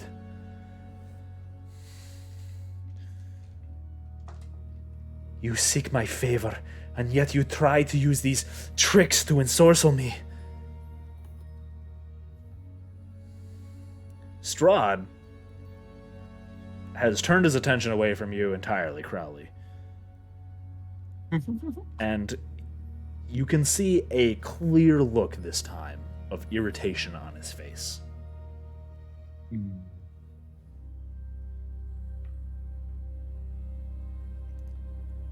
And suddenly he is gone. Thuxora, you kind of look at Irina for a moment, kind of seeing that as she tries to like clear herself and right herself and make sure that she kind of wipes her face a little bit. I am sorry about that. I do not know what came over me. I am the one who should apologize because that spontaneous Mid-sentence, you are interrupted. And right next to you. What's your AC? 11. You feel an excruciating pain in your side. Question. Does this count as an attack? It does.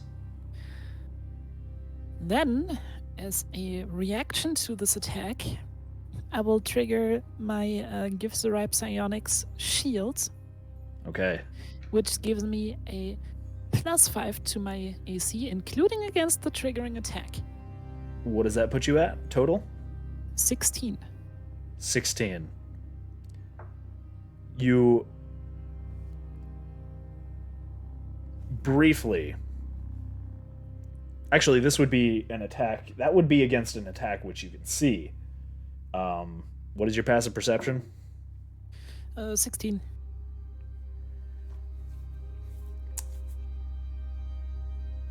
You could not see where this attack came from. You were unprepared and unknowing about this attack. Okay, so the shield didn't trigger. So you would not be able to trigger a reaction against an attack that you can't see. Or even if you did, it still wouldn't be enough.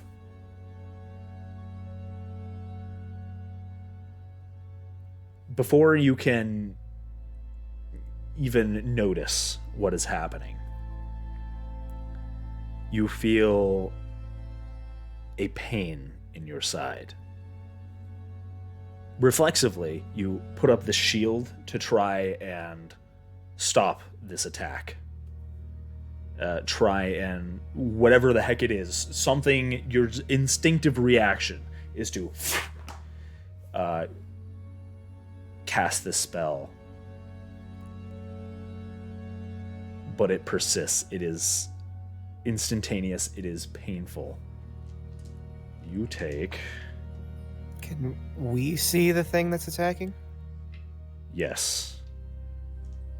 You look to your side, and almost in a blink of an eye, in an instantaneous transference, Strahd was standing next to the horse, and suddenly he was next to Therxora. His hand forcefully pushed into her side, blood streaming down it. In less time than you could even perceive. You're going to take...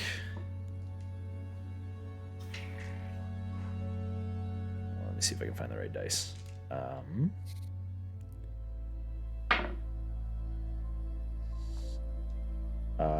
You're going to take 9 slashing damage and...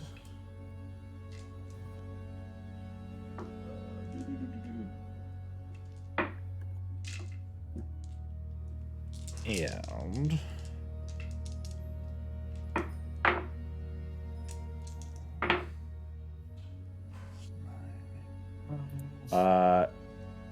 19 necrotic damage. I'm dead anyways. Are you on the ground? Yep. Okay. I mean, the 19 necrotic damage alone would have already done it. I'm running on 16 HP. Oh no.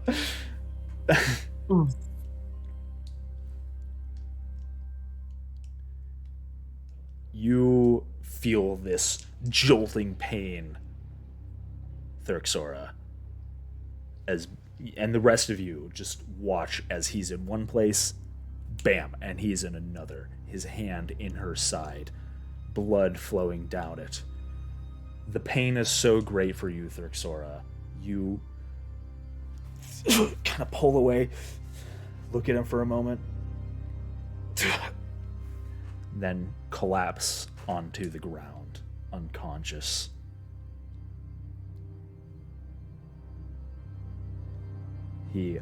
Strahd shakes the blood off of his hand. What did I say my conditions were?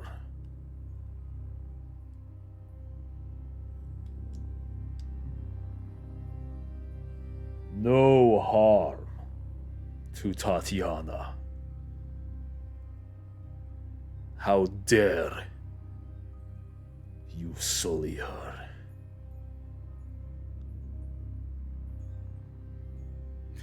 First off, her name's not Tatiana, you dumb bitch.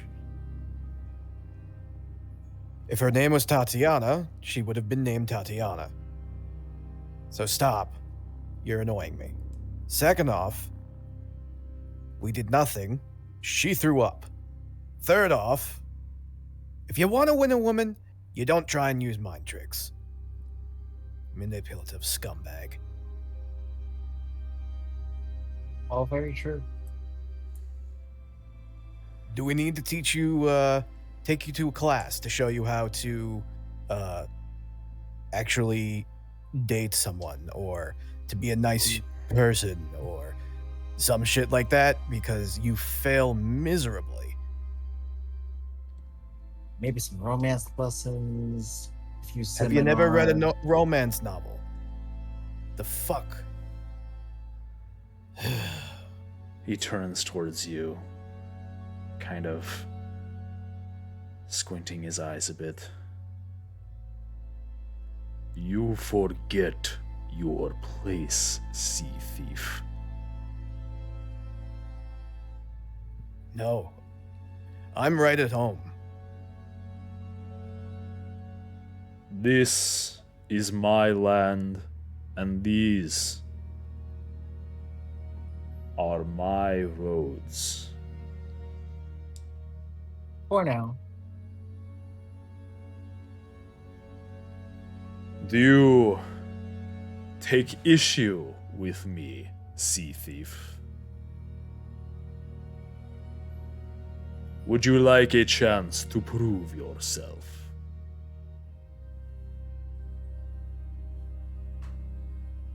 Probably. No. Not now. Victoria needs us. What? I can't. We can't hear you. You're really quiet, Tama. Don't do it.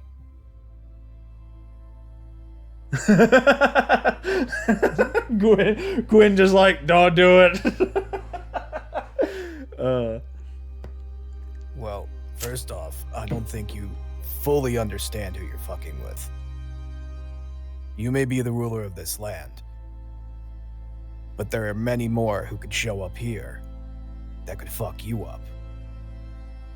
You want to test me? Crowley, no, please. Victoria needs us right now. He kind of smiles briefly.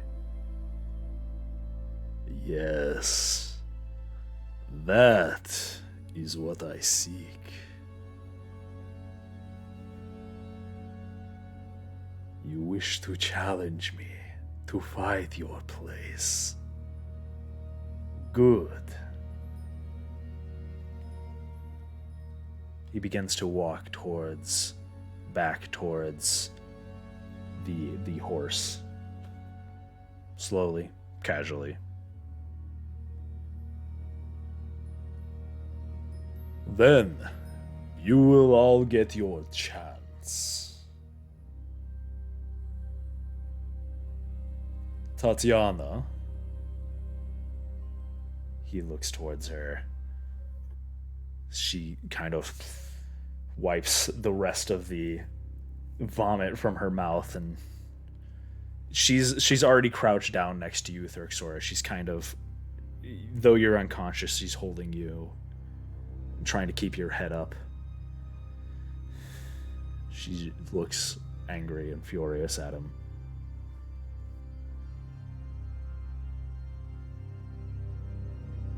Think upon it.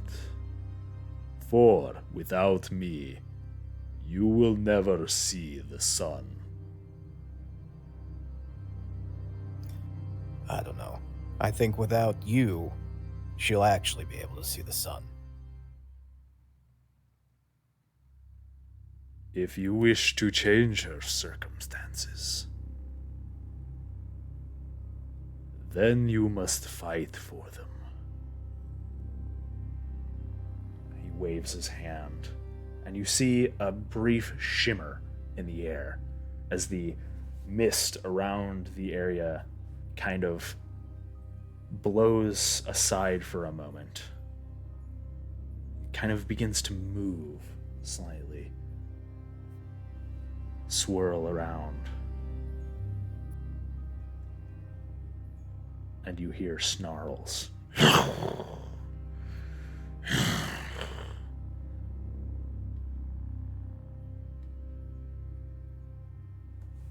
Crowley, you hear a snarl directly behind you. You turn around and you see a large, massive, oversized wolf. Its breath creating its own fog in the cold woods behind you as it strolls up to you. The rest of you see, coming from another tree, a large, massive, oversized wolf, taller, about as tall, standing on all fours as a man. These things are huge.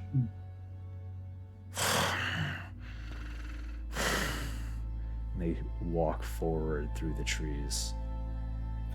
Would I recognize any of them?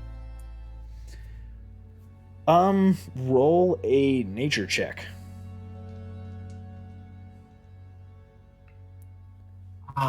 Ken. What'd you say? 12. 12? 12 is good enough. You have heard tales and you recognize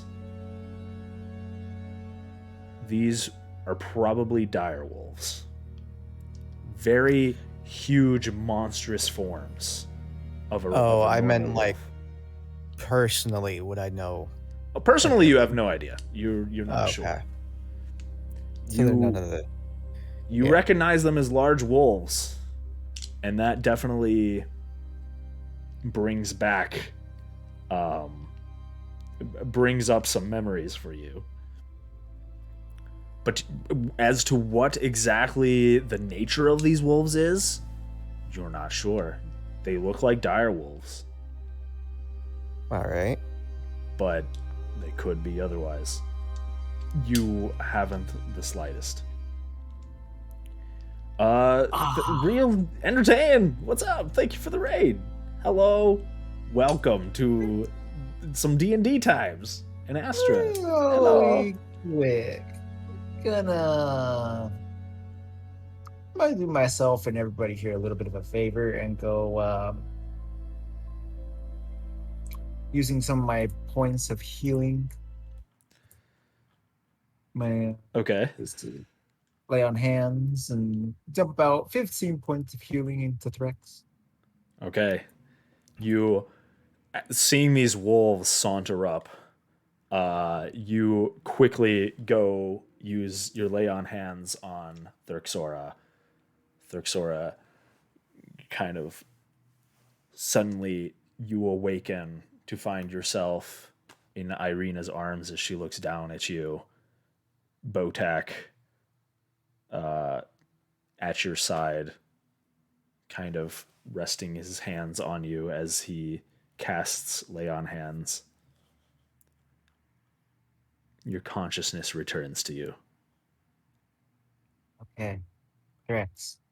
I know we want to kick his ass and be smart in front of him and everything like that. But there is a point at which picking a fight with them is a bad idea right now. How much HP do I regain? 15. Okay. So Thurxora just looks at Botek, being like, if I wouldn't have just followed the hard way. But still, it's not a good idea to let him just charm one of our party members into just leaving, especially not because we swore to him to protect her. Also, he can go fuck himself. For those who just showed up, they just briefly ran into Strahd and had a fun encounter. And Thurxora was knocked unconscious by him. And it was a brief exchange. Now Strahd is kind of saddled back up on his horse as he's looking over your group. Show me. If you take issue, show me the strength of your resolve.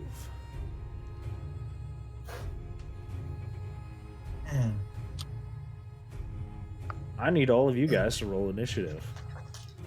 Now this is a way to test out some skills. We're screwed, aren't we? Oh, wait. Did I do the right one? Oh, no, this one. I'm stupid. That was an intelligence saving throw, not initiative. Okay, I got 8. You got an 8? Mm-hmm. Okay, Crowley, you're over here. The rest of you can position yourselves wherever you like. Irina is next to Thurxora. Botak is next to Thurxora. Where are you guys on this? Sorry.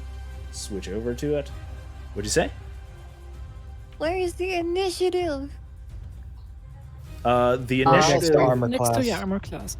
Yeah. Thank The little you. shield icon. I'm sleepy, sorry. Oh, no worries. I gotta make sure I add Irina, because she's also in this. 18. Okay, you got 18? Yep.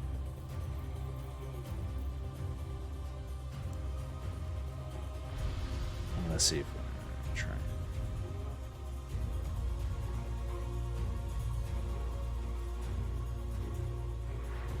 All right.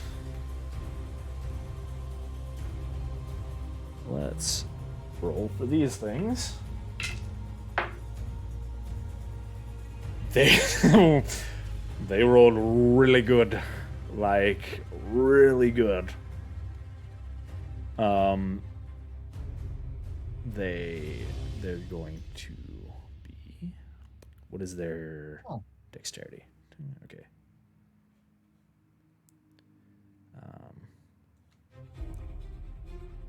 Oh, all right.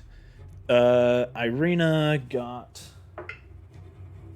Oh, Irina actually rolled really good. She got a 20. Holy cow. Gwen, you got 18. What did you get, Thurxora, for your initiative? A 10. A 10? Okay. Botak? 13. 13. And Crowley? 9, right? That's what I said. I think that's what I said. No. 9? Okay. I don't see it in the thing anymore, so. Initiative roll for Crowley is 8. Oh, it was 8? 3 minutes ago. 8? Yeah. It's whatever you roll plus your Yeah. dexterity modifier. Okay. Well, you're just erased from me on here. Is this about where you guys are at? You guys can move around if you want at all, a little bit farther away from the wolves if you want. I put you about where you guys were. Let me add Strahd to the initiative really quick. Can't forget him. Well, guess it was nice knowing you.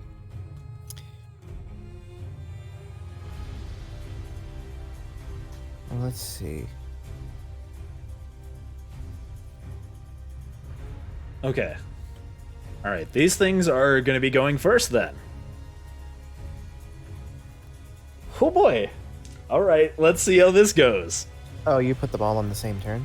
Yes, the monsters, if they're the same monster, I will put them all the same initiative. Because if you put them all in separate initiatives, the combat gets super slow and it gets very cluttered and hard to deal with. They're going to. What is this? Are you guys good as to where you're set up? Mm-hmm. Okay, here we go. Crowley, the one that was behind you, lunges at you. Kind of, you see this drool down by its side as it kind of snarls and makes a leap towards you. What is your AC? 13. Okay, that is gonna hit. You are going to take 10 piercing damage as it jumps on you. Kind of, its claws dig into you, kind of tearing open your chest slightly, and blood starts spattering all over the place. Make a strength saving throw for me. Oh, shit. I just left the game. I don't know. Uh-oh. Okay, hold on. Crowley has left the game. The fuck? 11. 11, you are knocked prone as this wolf jumps on top of you and kind of like snarling at you.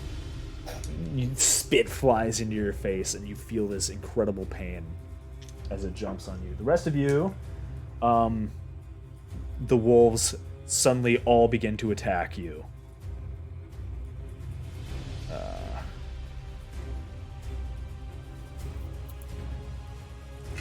Botak, one is going to attack you. That's going to probably miss. What's your AC? 16. 16, yeah, that's going to miss. One of them leaps at you from the woods, tries to jump on you, and you just being done with your lay on his hands, nose. you turn and No, bad doggy. you smack his nose. Is that what you said? Yep. You boop him on the snoot real fast as he jumps at you. Kind of like this drool flying into your face as he just barely glides past you as you sidestep. The other one is going to attack you, Thurxora. What is your AC? 11, because the shield didn't go through, and I assume after I was downed, its effect ends. Yes, it only lasts for the current round. It actually misses. You're just Wait, getting what? up. Fight where and don't immediately get one shot? What is this?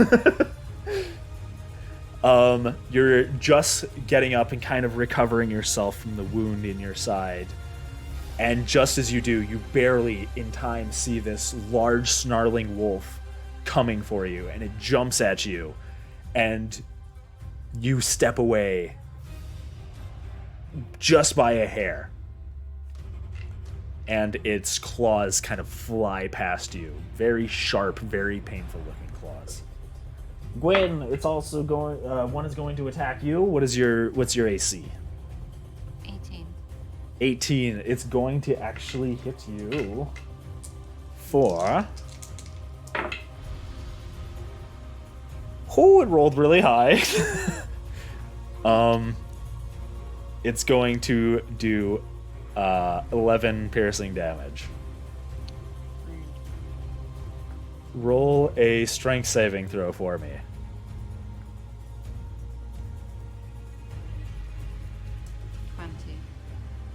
20, okay.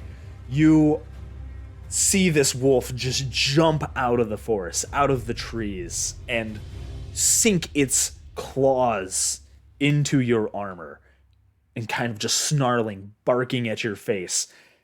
It tries to push you over, but you manage to resist, stand against it, and kind of, you're holding your own against this wolf as it's kind of biting and snapping, spit going flying in your face. Irina's turn. Irina is going to pull out her rapier and attack one of the wolves.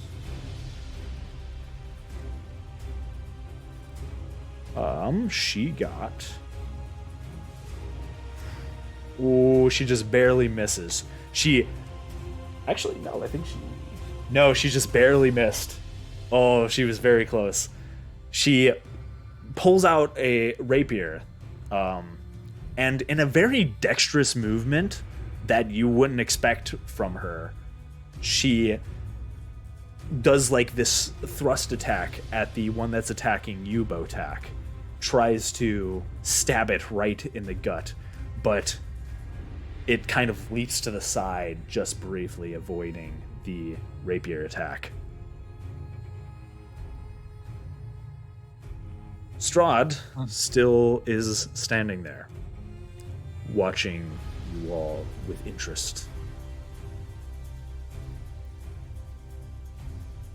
But he makes no movement.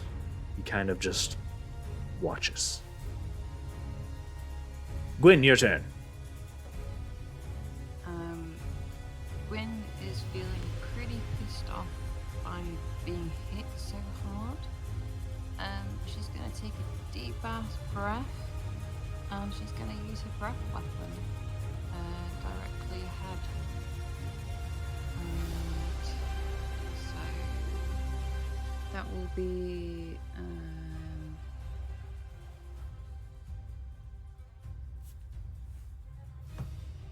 Okay, you're going to use your breath attack. Yeah, so 9 acid damage. They need to have a saving throw of 12 dex. If they get that, it's only half damage. Okay, got you. Okay. Ooh, no, he fails. So 9 damage. 9 acid damage. This wolf is on you. It is carving its sharp nails into your armor, and you're kind of bleeding a little bit. and you kind of rear back and just breathe this bile from deep within your dragonborn anatomy. Just kind of like this bile comes out and spreads. What's the AoE on that? Is it a cone, right? It's direct 5 feet, 30 feet, so it's more like a line. Okay. All right, you spray this acid at this wolf, and it kind of backs off of you for a minute, letting go of its grip on you.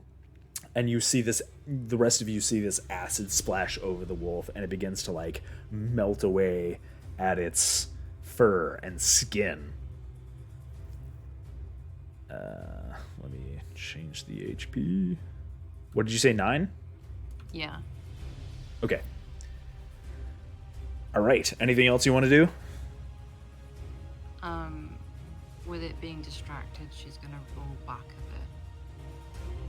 You're going to move backwards? Yes. Okay. Both the wolves next to you will take an opportunity attack if you do move backwards, because... I'm not moving back. I am Okay. comfortable in my pool of acid. Yep. They are distracted, but they're still gonna get their opportunity attack unless they're like stunned or something like that. Something specifically that makes them blinded or stunned or something. I am nice and comfortable. Okay. All right. Botek, your turn. Well.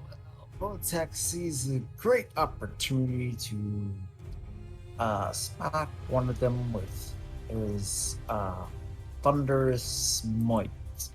Okay. Roll for Thunderous Smite. Bada bing, bada boom. 13. 13. That's just barely gonna miss, unfortunately. Ah,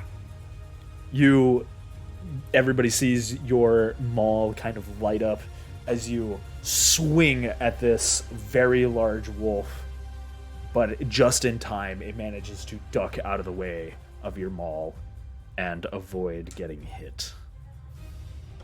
Do you want to do anything else? I can't do anything else right now. Okay. Thyrxora, your turn. Okay, so the first thing I'm gonna do is I am going to stand up. And now here's the first question. If I moved backwards over here somewhere, would that trigger the opportunity attacks? It would, yeah. Shite. Okay, what I'm gonna do instead is I am going to use Healing Word on Gwen, and that will regain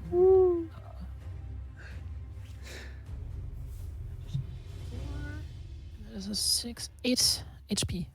Okay. Wonderful. All right.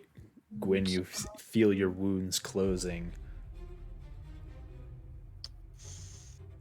as Thyrxora you hear this beautiful melody behind you. Oh, thank God.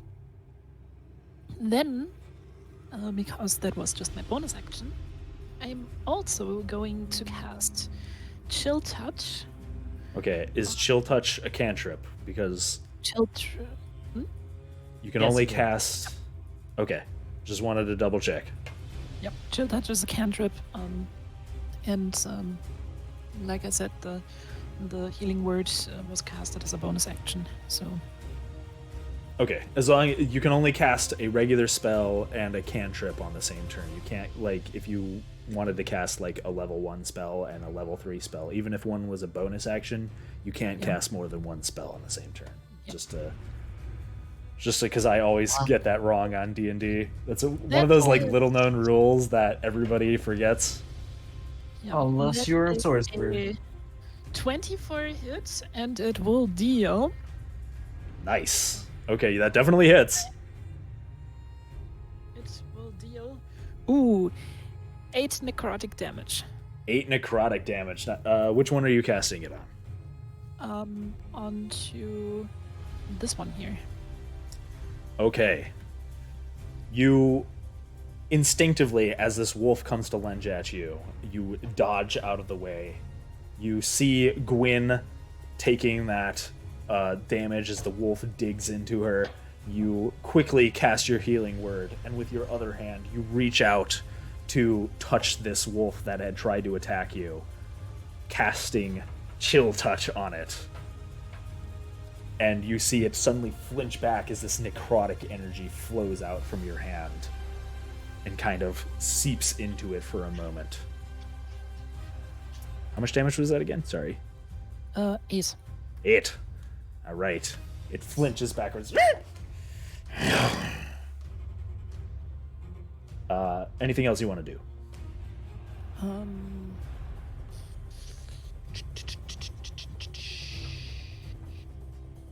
Not really.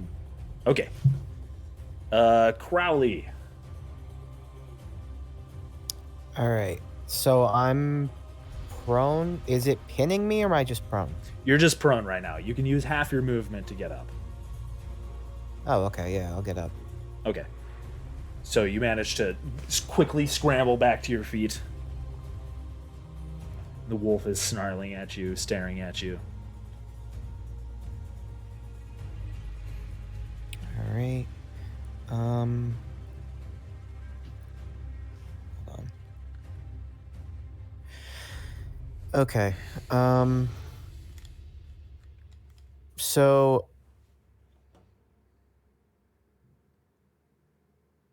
what do I want to do?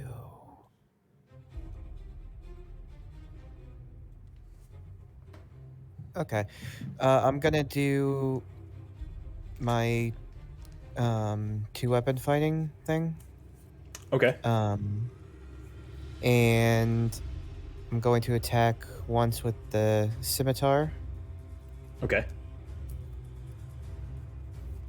All right, Wait, make I your hit the scimitar button. attack. Fuck, 8. 8.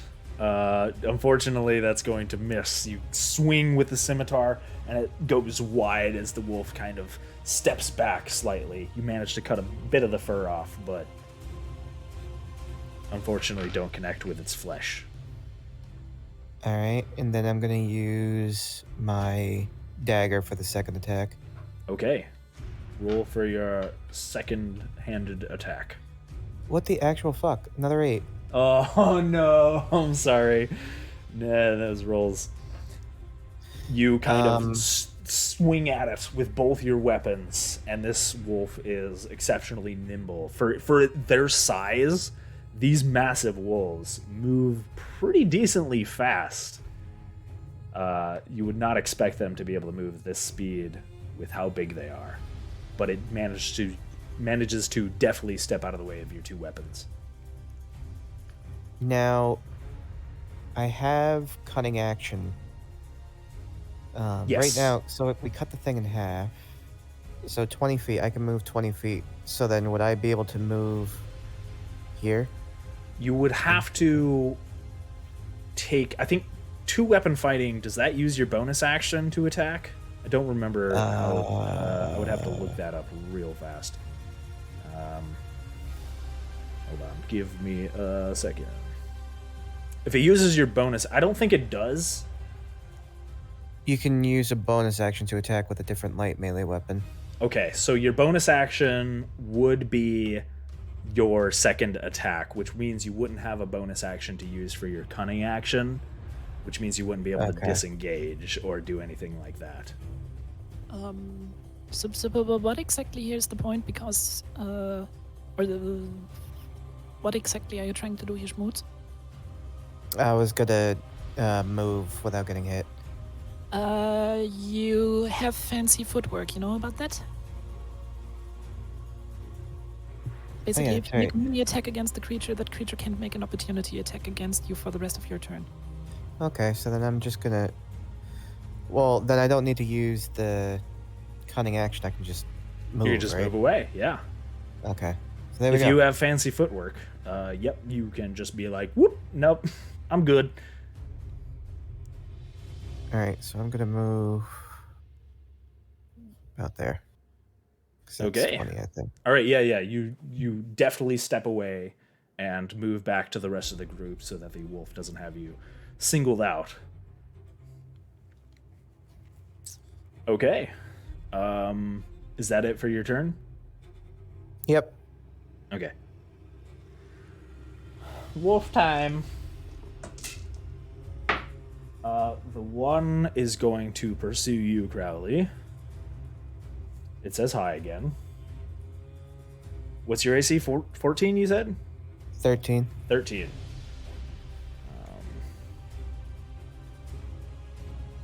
Yeah, it's gonna hit. Mm-hmm. Okay. You are going to take, as it lunges at you.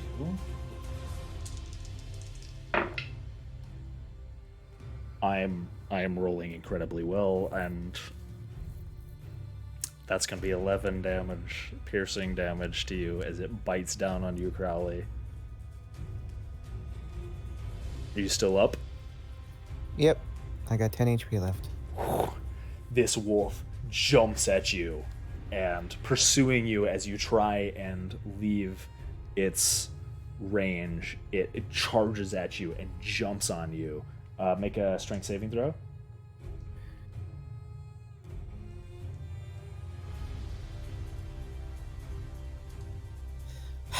Seven. You're knocked prone again. Sometimes the dice are in your favor, sometimes not. You kind of are knocked to the ground as this charging wolf, as it tries to catch up to you. You realize that you're being singled out here, separate from the group, and you move back to the group, but this wolf is on you, and it jumps at you, following you, pursuing you, knocking you to the ground as it gashes into your chest with its teeth. I paid a lot of money for those tattoos. Yeah, and worst of all is messing up your tattoos. What'd you say your AC was, Botak? 16. 16. You managed to...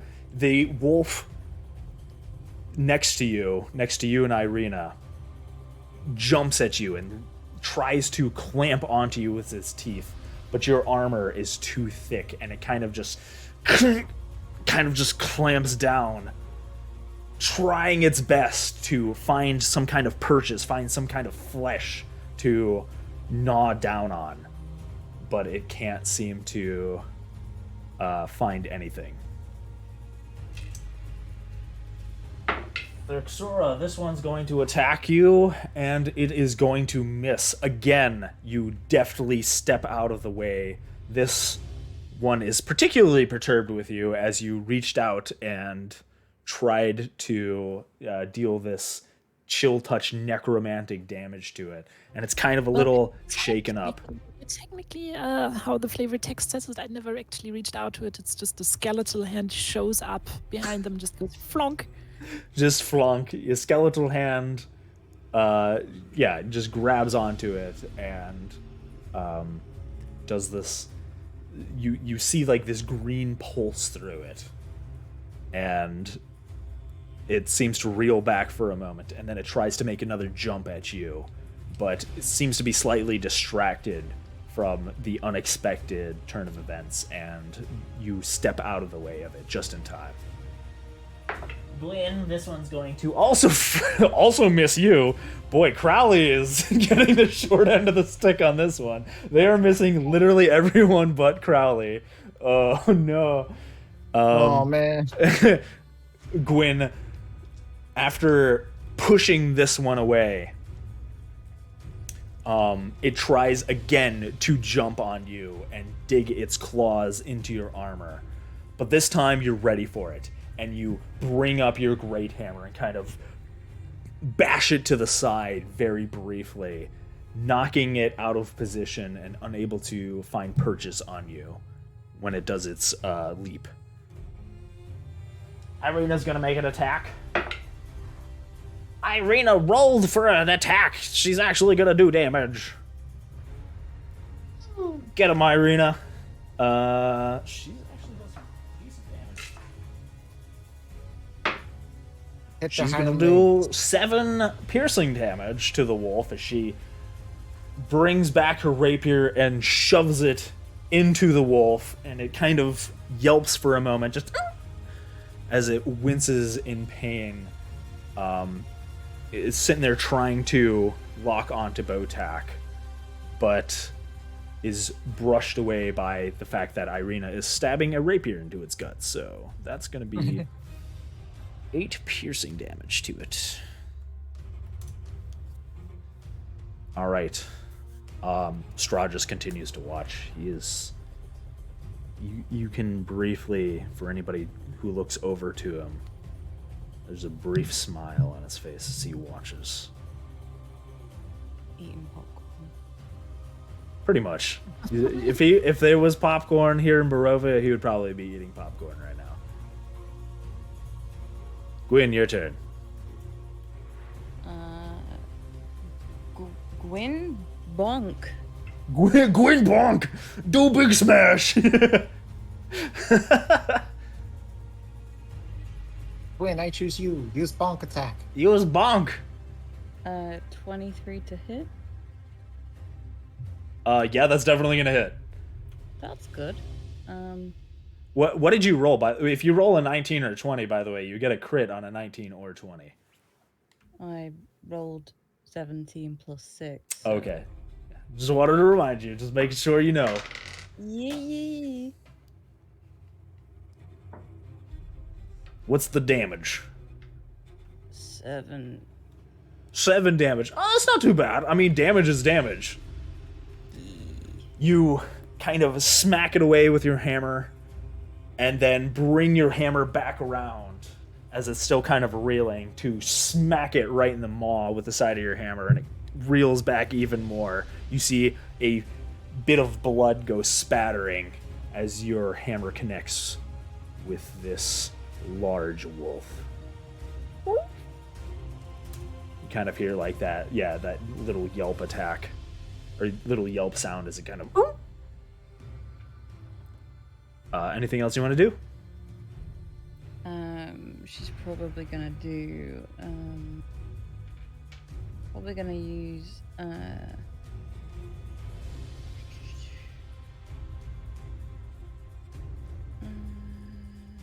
Might do second wind. Okay. Just a bonk again. You're going to use your second wind to double bonk? Double bonk. Double bonk, all right.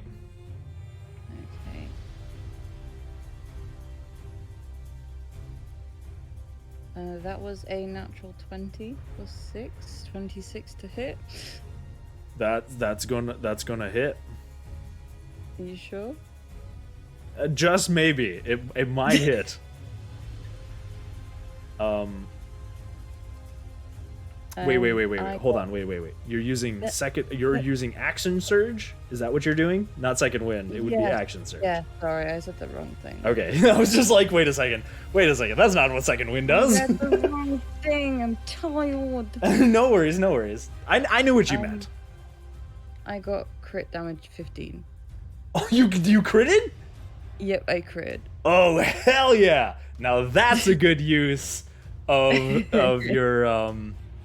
your action surge. Hells yeah. Yeah, not second wind. All right. You smack it with this hammer and it kind of winces a little, and taking advantage of this opportunity in a very quick movement that you guys kind of see is very unnatural, like this extremely fast movement of kind of swirling the hammer around in a very dexterous move. Again, brings the hammer back around and square hits this wolf right in the jaw. You can see blood kind of splatter out of its mouth as your hammer connects square on. And you can barely see like this dislocating of the wolf's jaw as it's sent reeling backwards for a moment. Kind of does a roll on its side quickly trying to right itself. You see blood dripping down its mouth now. For 15 damage. Holy cow, that's amazing. It's looking pretty hurt from that attack. You did some serious damage. Whoo boy. God damn fucking right. All right, Botak, your turn. Question. Yes. Question. Does the dislocated jaw give it a disadvantage on its attacks because it's biting? And biting with a dislocated jaw No, it's is not. really It's not. Aw. It will use Is its claws if it can't use its mouth. Is it not flapping at this point? Is it not what? The jaw flapping, just like. It's kind of. It seems to like. It's. You notice that it's trying to kind of put its jaw back in place, but it's having trouble, and it's just kind of snarling at you, and just. At least doing what it can to snarl, but it's really hard with its jaw kind of wobbling about. Does a 15 hit? Yeah, did you factor in the critical already? Because the damage roll was 15. It was a plain 15, not a critical. Wait. Did you double the dice, Gwyn? Oh, no, she Nope, did not. She her damage is. Oh, that was without plus the double 5, dice. And she rolled the 10 on the d10, so it's 25. You total. rolled a 10 on the d10 on a crit? And you forgot to add the crit damage? Oh yeah, that wolf is fucking dead. He is dead. he is gone. You smash this wolf with your hammer. You just absolutely you bring your hammer back around. Wham!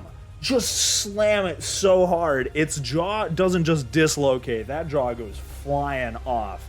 That wolf blood you just see just gush out all over the place, and the wolf is sent reeling backwards into the nearby tree as it kind of rolls. There's a bit of kind of this mud kicked up, and its fur is caked in this mud, and you just see it go limp. Kind of and just falls over. It is gone. You wrecked that wolf. Oopsie boopsie. Yeah, gotta make sure you double the dice when you crit. Any dice you do is doubled. Thank you guys. So, does a 15 hit? 15 does hit. Alright. If I do a TPK, Sir Fraser says perhaps I can bring them all back as hollow ones from the Explorer. Yes, you are all undead now.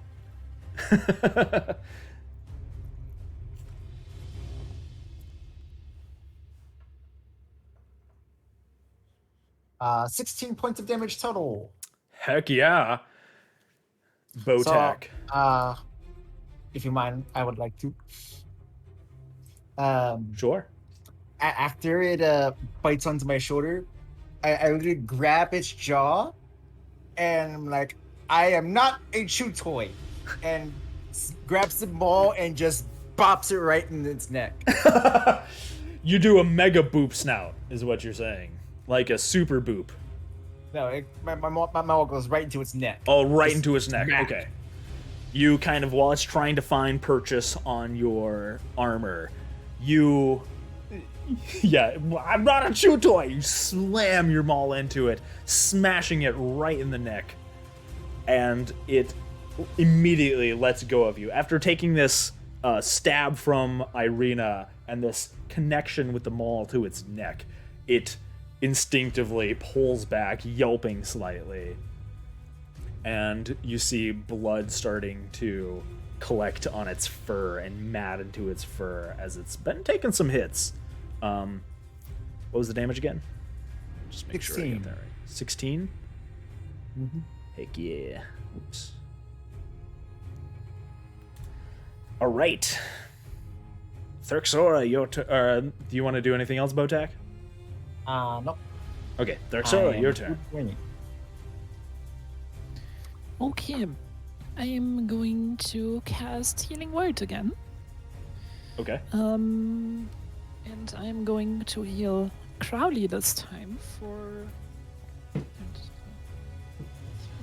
that is for 6 damage. So 6 points total. 6. You're gonna heal him for 6. Okay. Mhm. Crowley, you Thank feel you're being revitalized by this pleasant melody coming from Thrixora.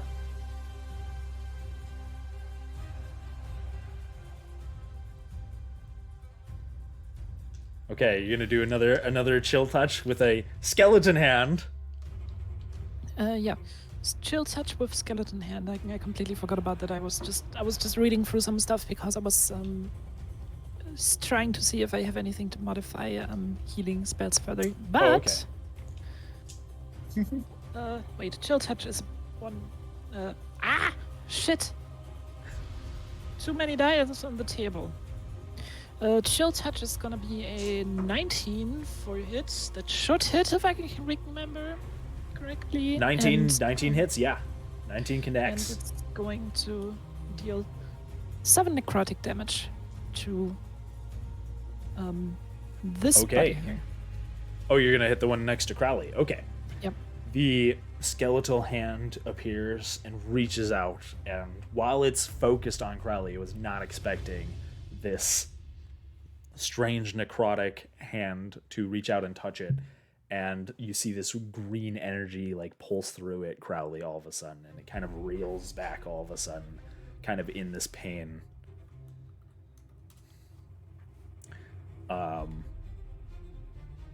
Okay. Anything else you want to do, Thrixora?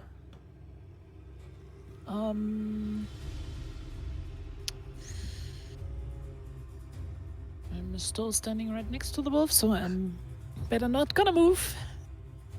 Okay. Crowley, your turn. All right.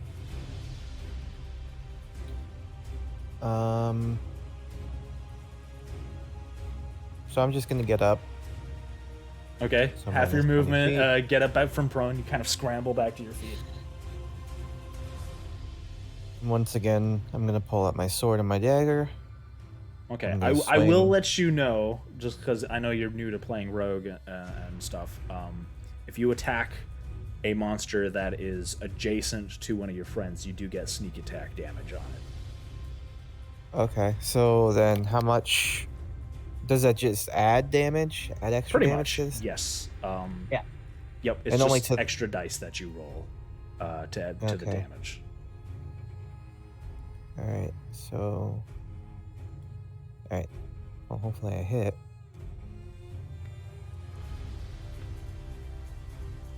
Whoops, wrong one.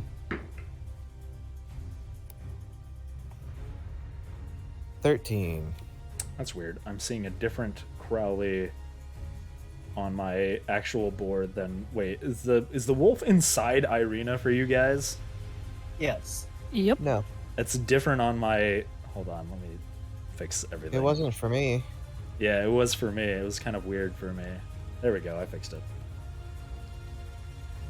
Okay, go ahead. So it was a 13 on the first one. Did which one did you attack? The one directly in front of me that keeps following me. Okay, that's going to miss, unfortunately. Poor Crowley. Oh no. All right. So Just then I'm barely gonna try... misses. You swing your cutlass and it just barely misses the flesh of this wolf. So then I'm gonna go back at it with my dagger. Okay.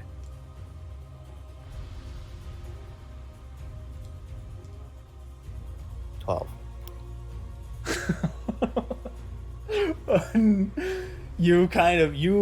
This wolf is particularly got its eyes on you, Crowley, and you're still kind of having trouble. You're feeling extra emotional right now because of your exchange with Strahd, and it is affecting your combat, and you just kind of like swinging wildly with kind of this rage, and this wolf is managing to avoid all of your blows as it seems particularly focused on you. Sorry, Crowley. Oh no. Let's Alright. let's see how this works. Back to the I was also gonna move again. Okay. Yes. 'Cause I Yes. saw Yes. You can do that.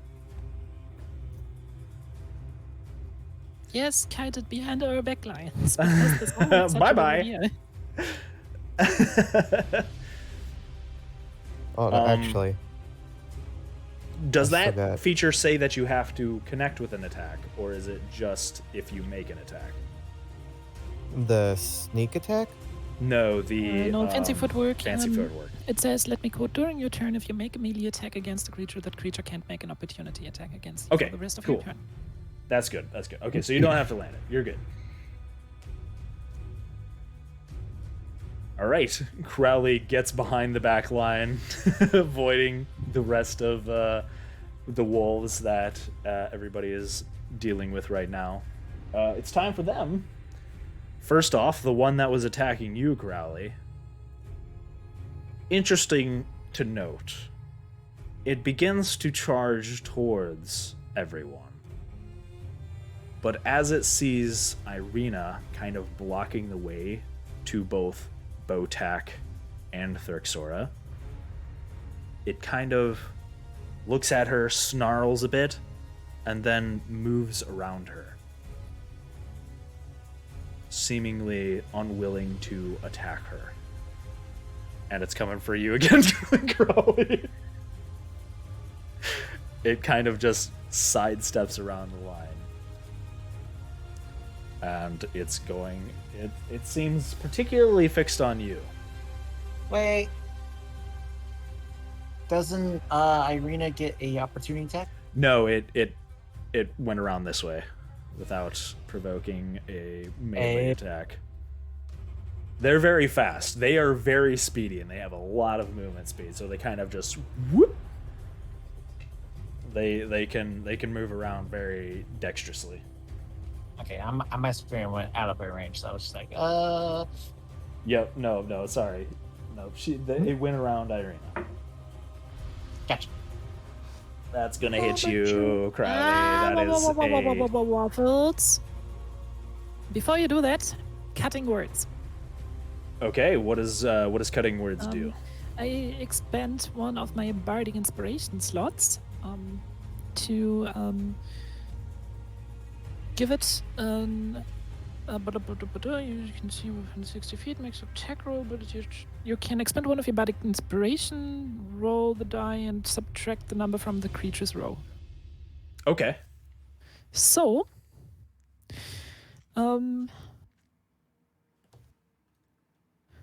subtract 6 from whatever you rolled. Okay. That is definitely gonna miss. That's so good.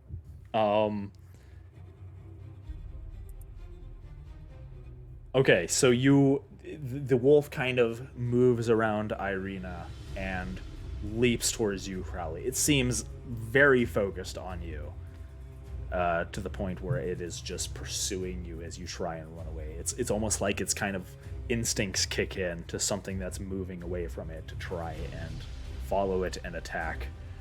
And it makes a leap towards you, but suddenly you hear this loud noise of Thurxora strumming this kind of interrupting, abrasive note on their lyre, and suddenly the wolf kind of stops mid-jump and kind of turns towards Thurxora. Its ears perk up and kind of turn her direction, and it growls at you, Thurxora. And kind of misses. It still finishes its lunge, but it is very distracted, and you manage to step aside, Crowley. So that nice use of that bardic inspiration. If there's one place to use it, that was definitely it. Finally. Congratulations, you dodged something for once. Thank you. That was a legit because... Oh boy. Alright, this one's going to attack you, Botak. This one right here, who you connected your maul with. That's going to hit. Oh no! I'll be fine. It is going to do 10 piercing damage to you.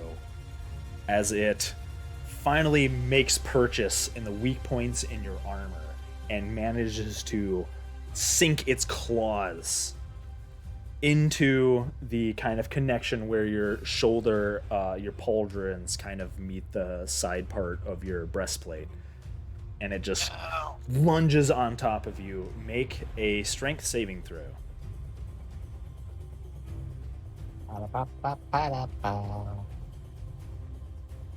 Strength saving throw. That is 6. 6. You are knocked prone as it swipes at you and sinks its claws, knocking you down on the ground. It jumps back, snarling. And then this one is going to attack you.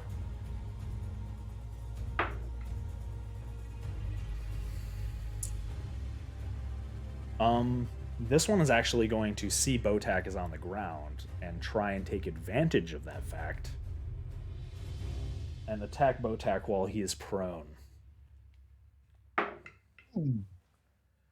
It rolled terribly twice in a row. Unfortunately, for the wolf, you are a small gnome and it kind of tries to leap onto you and take advantage of the fact that you are downed. But it can't seem to exactly find a good place to get a hold of you, and you're kind of like rolling around down on the ground, kind of trying to deflect it with your maul, and it's just lashing out with its teeth. You just like slobber is just flying into your faces. It's kind of just like and but it can't seem to find any kind of can't seem to land a hit on you. You need a breath mint. Irina's gonna make another attack on this one. She's going to miss super hard because she rolled a 1. Oh no. She swings at the wolf, but the wolf is onto her this time. It is now recognizing her presence and it moves out of the way and it kind of just snarls at her for a second, but seems to then refocus his attention on Botak. Strahd, the smile is a little faded now, and he's kind of watching. It doesn't seem as he doesn't seem as interested in the fight anymore. For anybody who looks over in his direction, he's kind of just giving a blank stare, kind of no expression on his face. Just continues to sit upon his horse and watch. His horse does, however, step forward about 5 feet. Gwyn, your turn. Gwyn Bonk. Gwyn Bonk!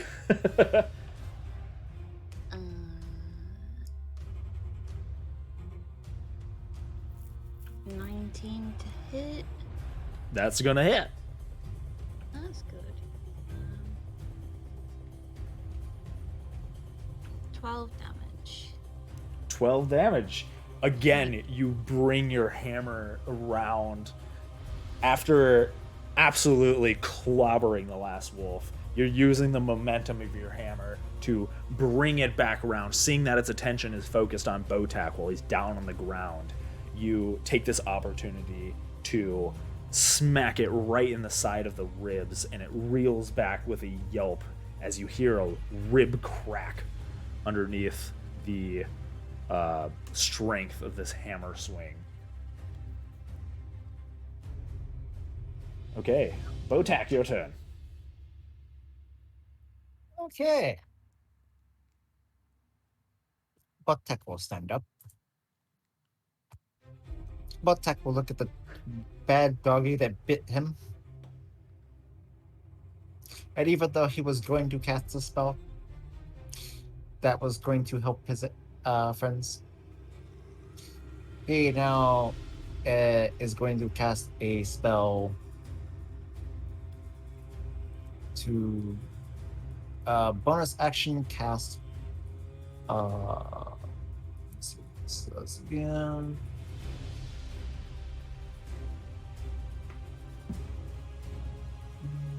Okay.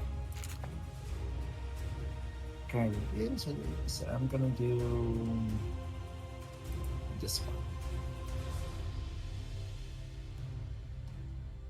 I will be casting Hunter's Mark on the one that bit me. Okay.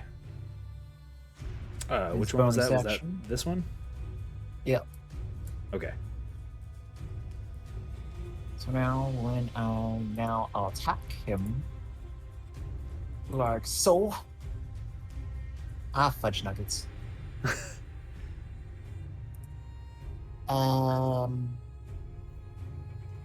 Wait, hold on. If I go here, would I be flanking? We're not playing with flanking rules, unfortunately, for this one Alright. because it just, especially for newer players and stuff like that, it kind of just muddles up combat and stuff like that. So Right. the monsters can't flank you, which is fortunate because you would be flanked right now, and you can't flank the monsters. So Well, that's a 12, so that's gonna miss. unfortunately, yeah, that's going to miss. You swing your maul, kind of down. Did you stand up? Yeah. Okay, you scramble back to your feet and try and swing your maul,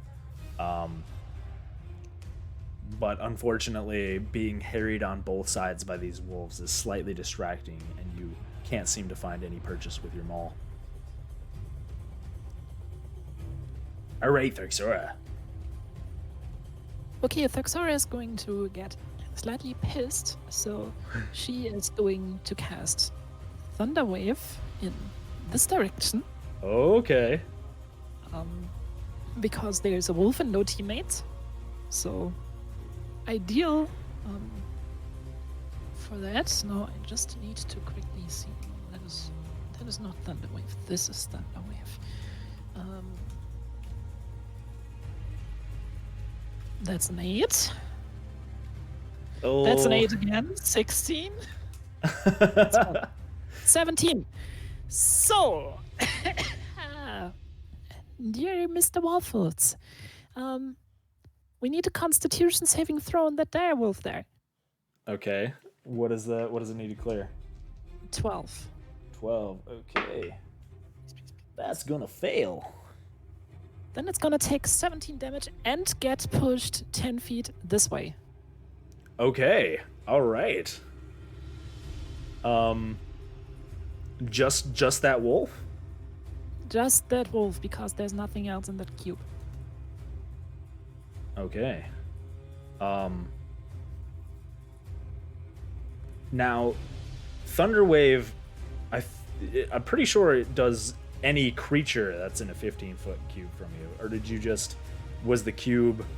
The cube is The cube has to originate from you for here. Thunderwave. Yeah. It's the 9 feet in front of me. No, Starting like, from I mean, it centers on you. Like, the Thunderwave, you are the center point of it, and 15 feet in all directions around you are attacked by the Thunderwave. Well, guys, then I'm horribly sorry because I'm just I mean, you can hit literally everything. You will hit the wolves, but you will also hit your friends. Can I undo that action? Yeah, no worries. No, it's totally cool. Okay. That was unexpected, and well, problem is it does not say where exactly or what the origin or the anchor point of the cube is, which is a game that for me is a big difference. I assumed the origin was in the side of the cube and not, Yeah, that no, was it my centers assumption. from you outwards. You kind of like do a just a explosion around you is how Thunderwave Pitch up. That's not how it works, sadly. Okay, different plan.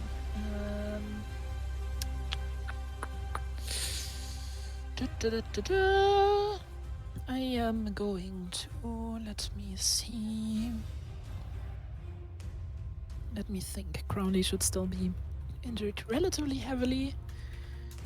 The others. I'm about half HP. Um, uh, going on Actually, I might have to look that up. That's how I've always ruled it, but it could be different. I'm gonna look that up after this session.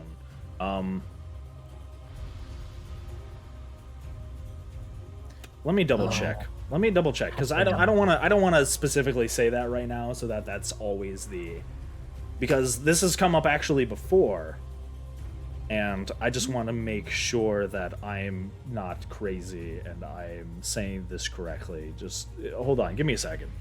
Because it says centered on you, but the wording is kind of weird on Thunderwave, and that's how I've always ruled it. But it could be... Because the wording of it says, a wave of thunderous force sweeps out from you. From you, right. I was looking at the wording. Hold on. In all directions from me, or in one direction from me, in front of me, and that's how I interpreted it. But if it's the other way around... Let me double check, because I wanna make sure I have this right, so we can...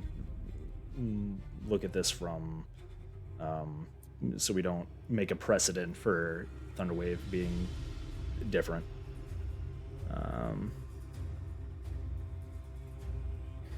Okay. Yep. No. You would actually be right. The Jeremy Crawford said that it centers from you moving outwards, so you can put the cube in any direction directly next to you. Okay. Okay, then I'll do it. It's a cubic area of effect, but it is like centered. this. It has to be attached to you. Yep. Like this. Haha. Okay. No. Yes. You were right. I was wrong. I'm dumb. It's fine. It happens. I mean, it's shittily worded. It is pretty badly worded, but okay. No, we're good. You're good. You can do that. Wolf, and Wolf goes flying.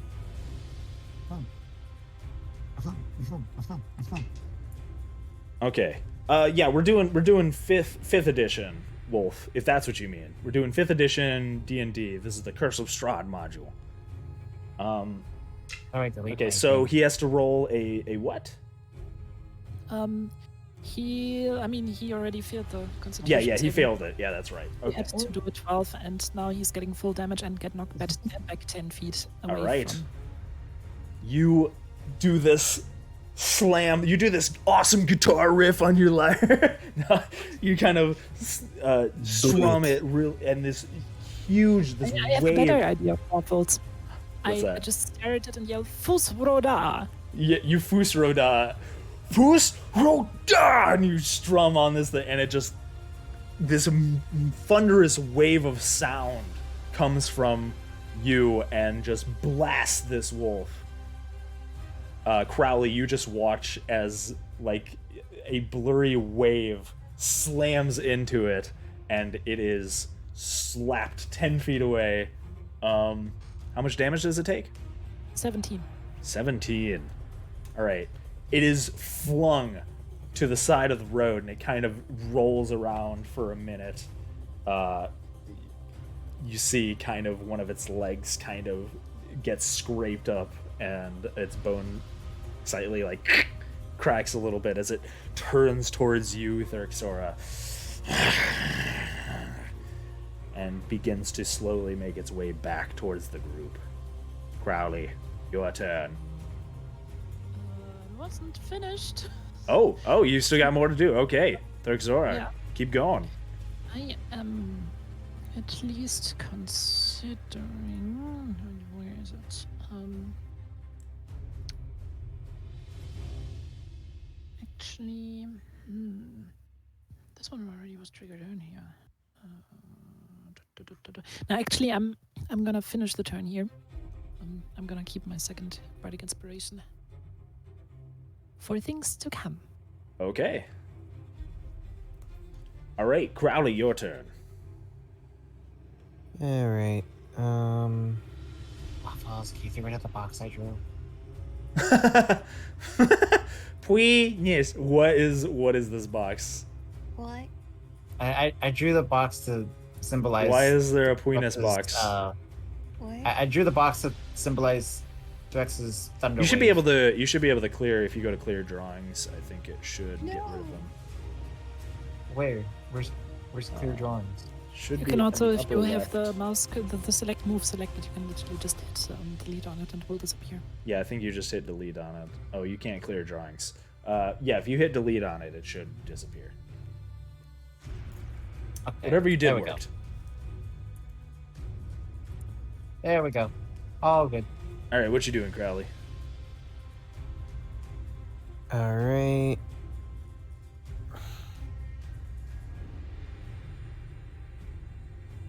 I'm going to. What am I going to do? I'm going to step in front here because Crowley's going to see it staring at Thixora now. Okay. And I'm going to use, if it'll hit, my short bow. Okay. So you kind of bring out your short bow. And miss. Oh no. What did you roll? 12. Crowley can't catch a break.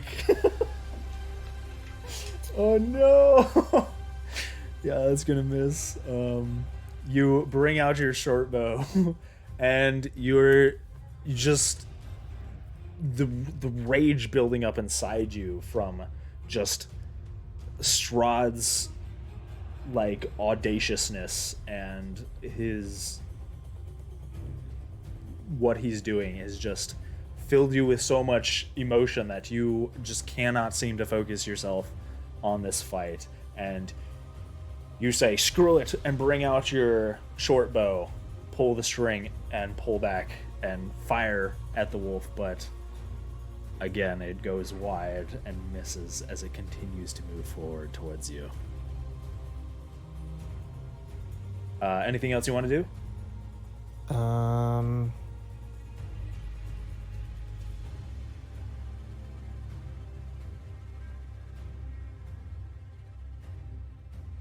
Wait, hold on.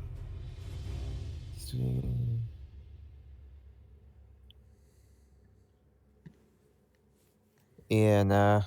I don't think so. Okay. All right. The wolves are going to go now. The first one is going to jump for you, Crowley.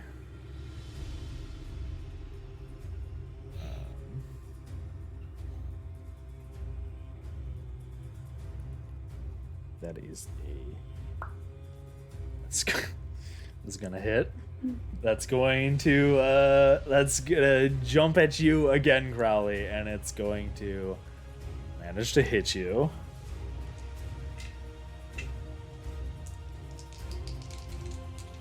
Rolled a 18. It's gonna do 7 points of piercing damage as it lunges at you. Again, jumping on you. You have almost become familiar with the feel of its piercing claws, and it just roars out at you, seemingly infuriated by the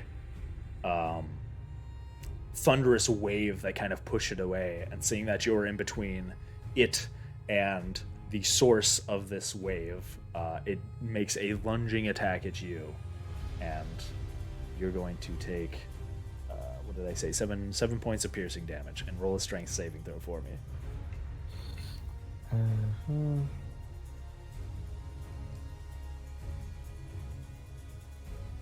What was that?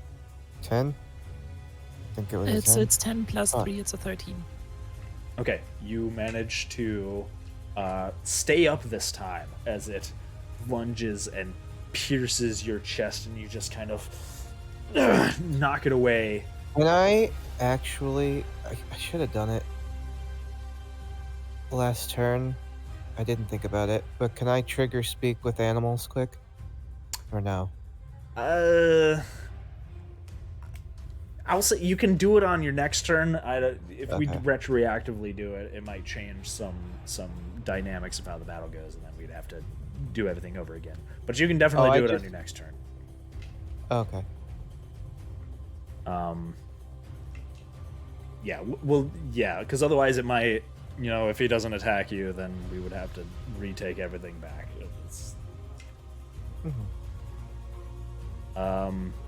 This one is going to attack you, Botak, and miss. For some reason, all my bad rolls are on literally everybody but Crowley.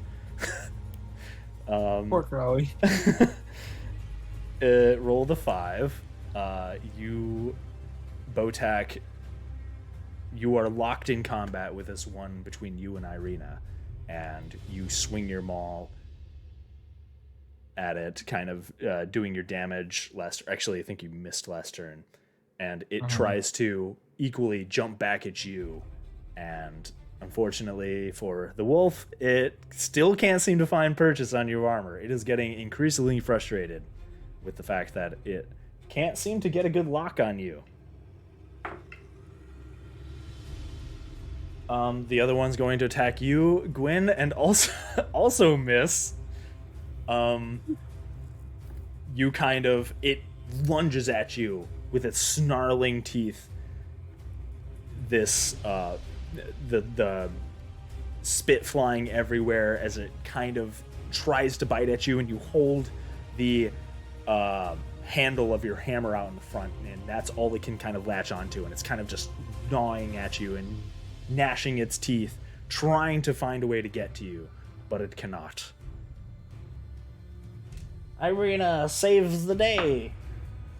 She actually does. Okay.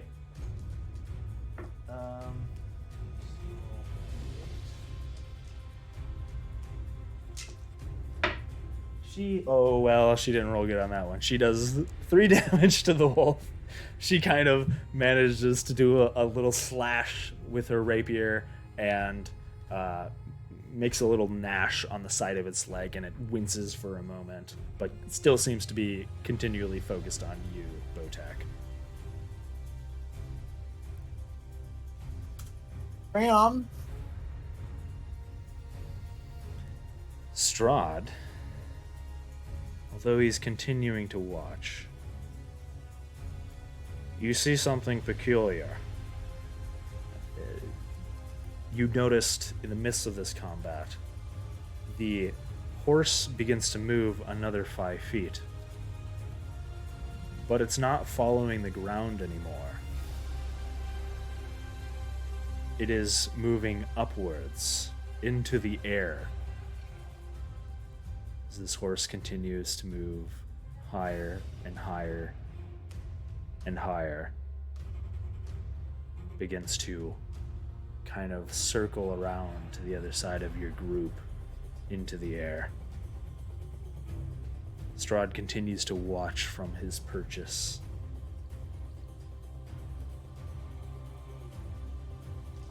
But does no attacks.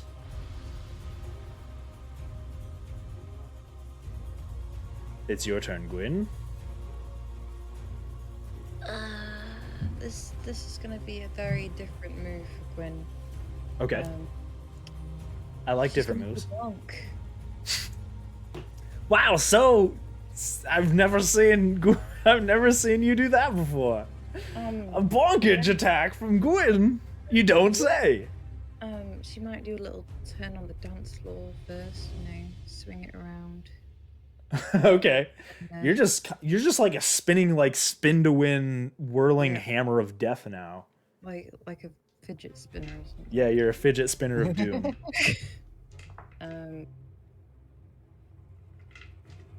That is a 14. 14 will hit. Just barely.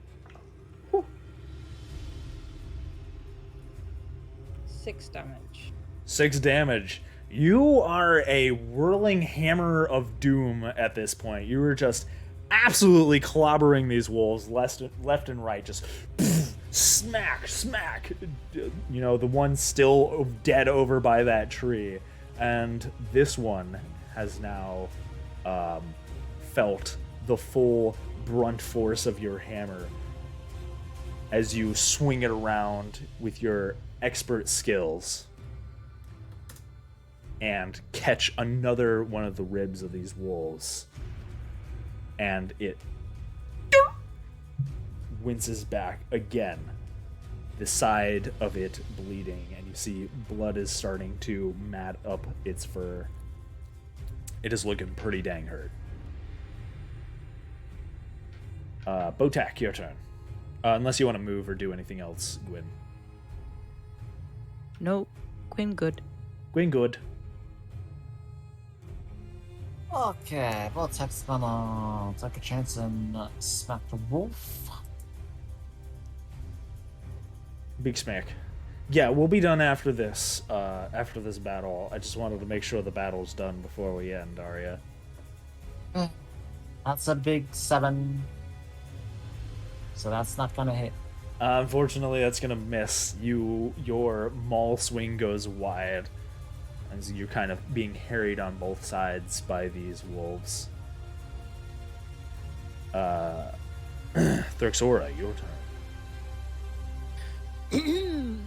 Therxora is gonna once again cast Healing Word. This time, due to lack of level 2 spell slots, and in level 1, which means Crowley will only regain 6 HP. Okay, Crowley, Um, you get your 6 HP Thank back. you. And that is And- why I keep kiting this wolf. Yep. Crowley is a tank. I'm- Rogue I'm tank. actually thinking. I mean, I could go for this one, or I could go help Crowley. On the other hand, if I manage to finish this one off, then Gwyn could. I'm gonna play it a little risky here. I'm gonna use my Chill Touch on the wolf up here with a 20 that should hit to my knowledge, and then it will deal Yes. 5 necrotic damage. 5 necrotic damage. Again, this skeletal hand shows up and latches onto the wolf for a brief moment. This green energy pulses forth, and the wolf kind of yelps in pain once again, being hit by both this hammer and this necrotic energy both at the same time. It reels backwards. It is still looking hurt, but it is still standing. Anything else you want to do with her, Sora? I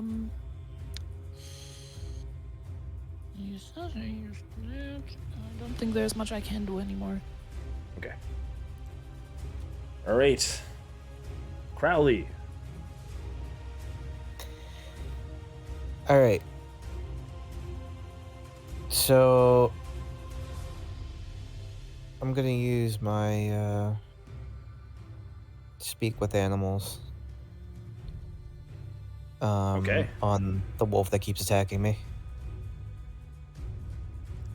And All right. What are you gonna say to the wolf as it's attacking you, kind of trying its best to move on you and slash open your rib cage? wow, are you supposed to be the alpha? You hear in your mind this voice of this angry voice, this snarling kind of, it seems entirely driven by rage as it speaks, and you just, there's only one alpha. And that's all it says. Well, if you're talking about Strahd, then I got news for you. Alpha, he is not. We'll see. Only a little bitch would stick with him. All right, so You tell him, Crowley. I'm just trying to keep his attention on me as much as possible. All right. Okay, so scimitar. Thank fuck. Is 22. speak with animals a bonus action? Yes, Okay. I think. Is it? It's a spell. Is it? Wait. No, it's an action. It's not a bonus action. That's Oh, an it's an action, action? so unfortunately Oh, that so I would can't- be your attack for the turn. Fuck! I didn't know that. Of Well, you did course, manage to of- draw. It is definitely Yeah. still focused on you. Of course. I don't realize that, and then I get a 22. No. Now watch. Next turn, I'll do bad again. Poor Crowley. To be fair, the wolf was definitely focused on you. Well, yeah. And it does seem intelligent enough to have speech, so you did learn that. These are not your dumb, average, run-of-the-mill wolves. It takes a certain level of intelligence for you to be able to talk to an animal. And at least to have a conversation back and forth with one. And you did find that out by using this. Now it's its turn, as it retorts with a missed attack. It's going to lunge at you, Crowley, but it seems a little distracted by the fact that you can speak to it, and it jumps, and you definitely step out of the way of its attack. Botac. It's also going to miss you because I can't roll for shit. This other one I'll jumps take it. at you, Botac. Again, you manage to deflect it and step away, your thick armor proving beneficial once more. This last one also can't roll for crap and misses you, Gwyn, as it tries to retaliate against your hammer attack, but to no avail. I'll take it. And I just rolled. I rolled a 5, a 4, and a 2 Hey. on those attacks. Boy, this is not a good time for me. Irina's gonna attack. She rolled a 17. That's definitely gonna hit. And she's going to do 5 damage to the wolf. Again, she slashes out, continually doing some pretty decent damage to this wolf, slicing it open. You kind of see blood splatter a bit. Strahd kind of looks down at you, Crowley. Yes. There is only one alpha. And he's going to do an attack against you. Hold on. Okay. Cutting words. Cutting words. Cutting words. Okay. All right. Cutting words. I'm going to sacrifice my second bardic inspiration slot to subtract 4 from whatever Strahd might roll. Okay. Let me roll for his attack. What's your AC, Crowley? 13. Oh, that's just barely gonna hit you, even with the minus. It just barely hits by 1. If it was 1 more, it would have missed. So you see, hold on, let me just double check the damage really quick.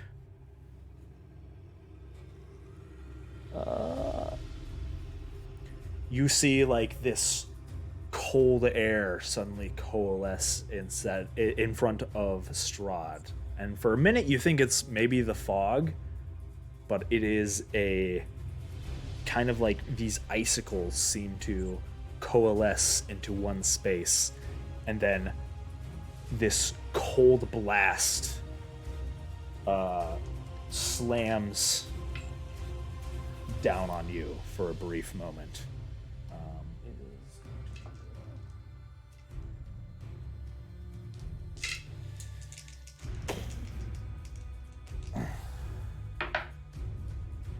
Okay, not too bad. That's gonna deal 11 cold damage to you. As this blast of cold air washes over you from Strahd kind of standing above you on top of his fiery horse. I made the little bitch angry. He kind of... He stops the attack for a moment, smiles briefly, continues washing. Gwyn, your turn.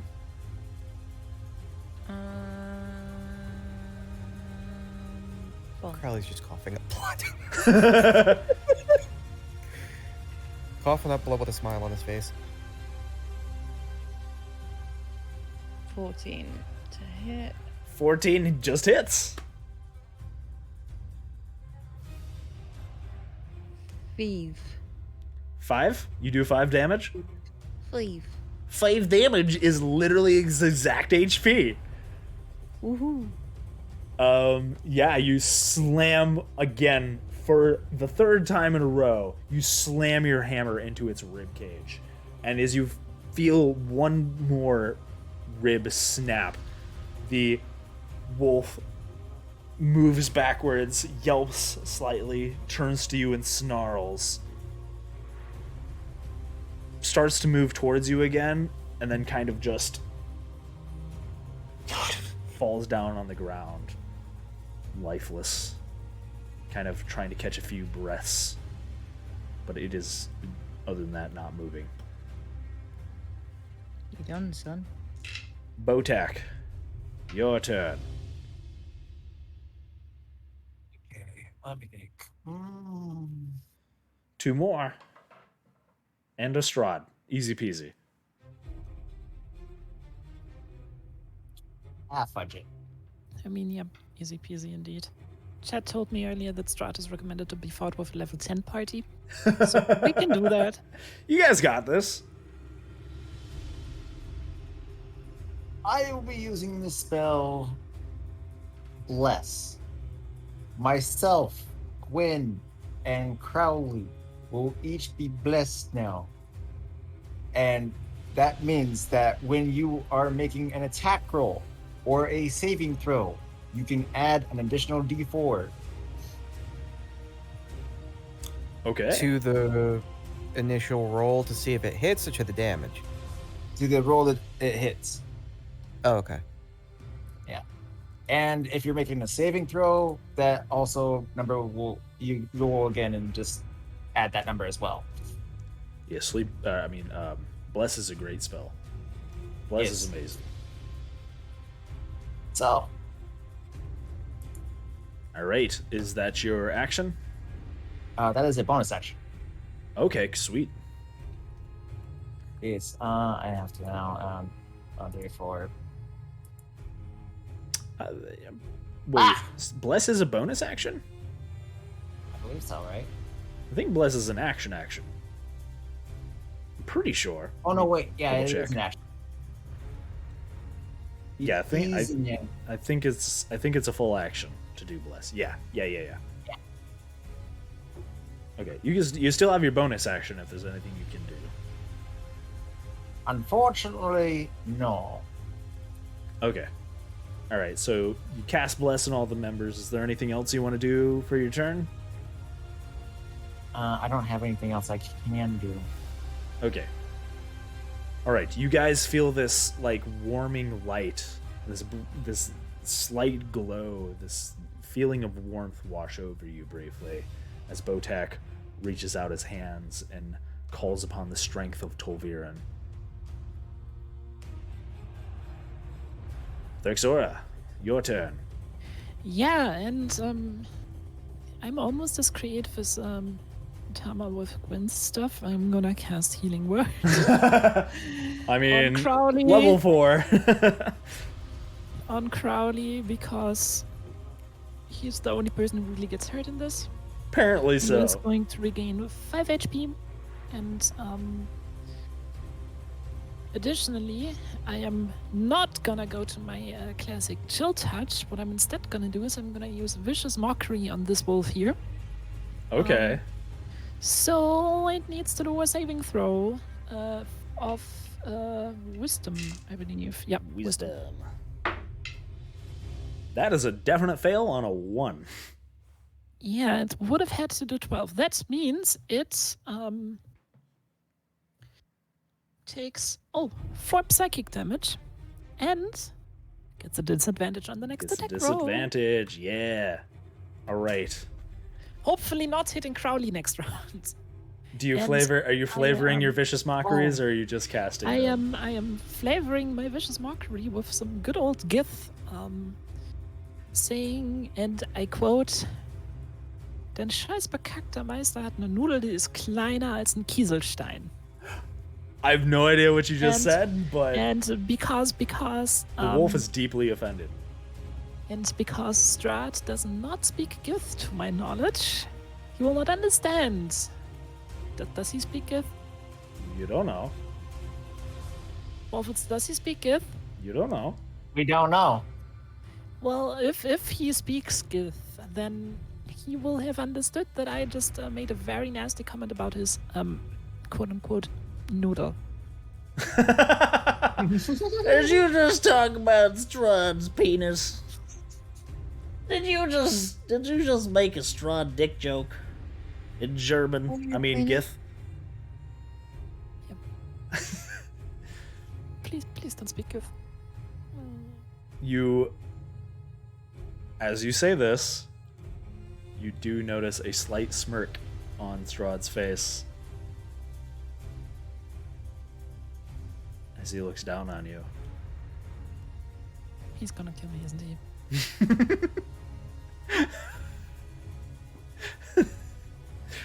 You do see a look of recognition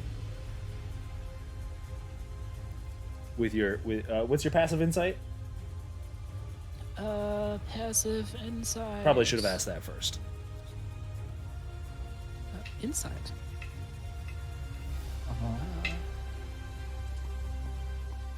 14. Yeah, you see a look of recognition on his face. You're fucking shitting me, aren't you? I'm so dead. Crowley, your turn. Alrighty. So how high up is he? He's about 15 feet in the air right now. Don't. Please don't. He is hanging out above your group on this kind of horse now. Kind of stands in the air, just standing there. Watching. If there was popcorn right now, he'd probably be eating it.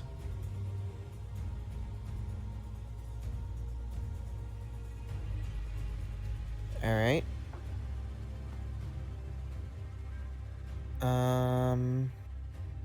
So You do notice his attention is focused on Thurxora at the moment. Just want to point out, if you attack that guy, we're not gonna get out of here alive.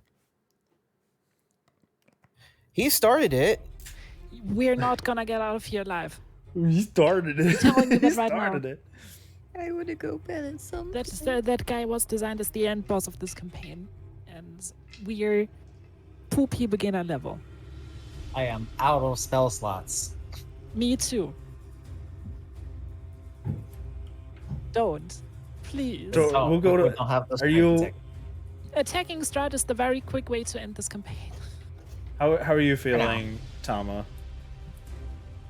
I'm a sleepy potato. You're sleepy. Okay, we gotta end this hurry. soon so Tama can get some sleep.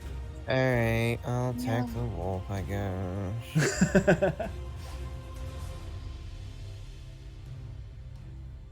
A 17? That hits! You hit something!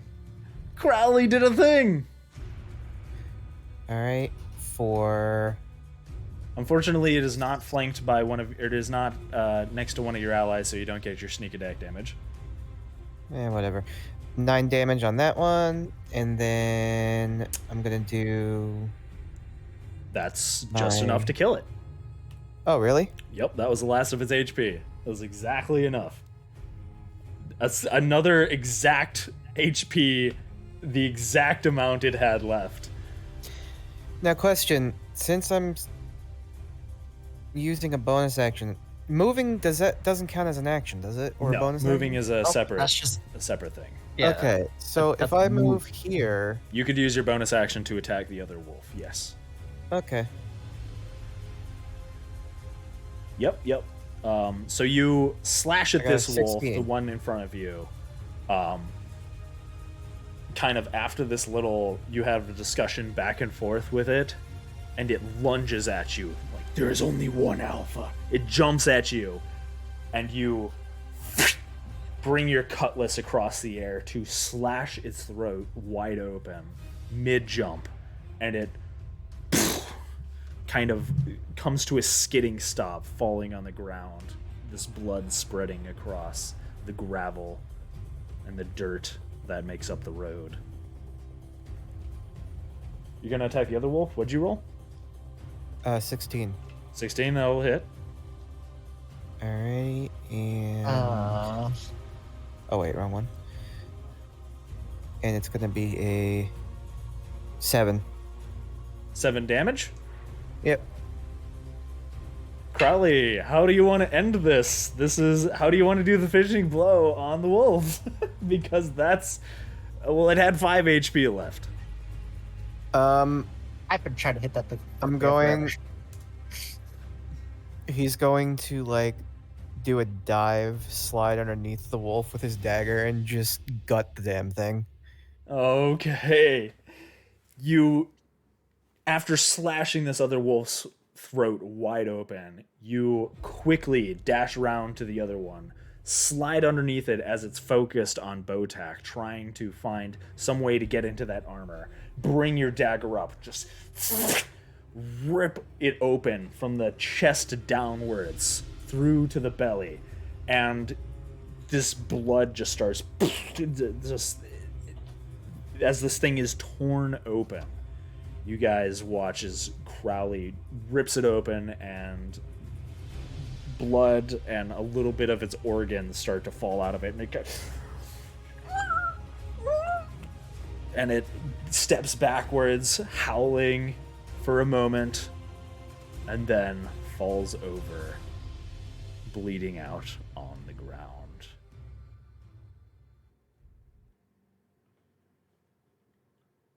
I can do this all day! Strahd looks down at your group from his spot in the air. Ah. So you are not pushovers after all.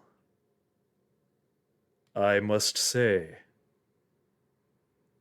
my hopes were low after your first little mishap. But this brings me hope.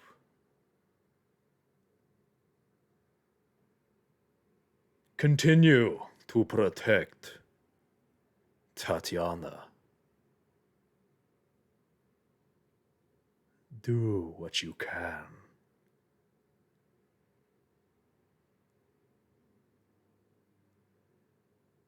But know that you tread on my realm, and it is me who lets you travel through here. He's starting to sound like a broken record. These are rules that are absolute.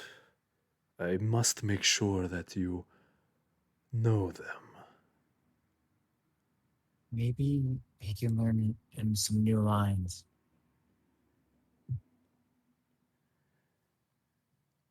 Continue on to Valaki.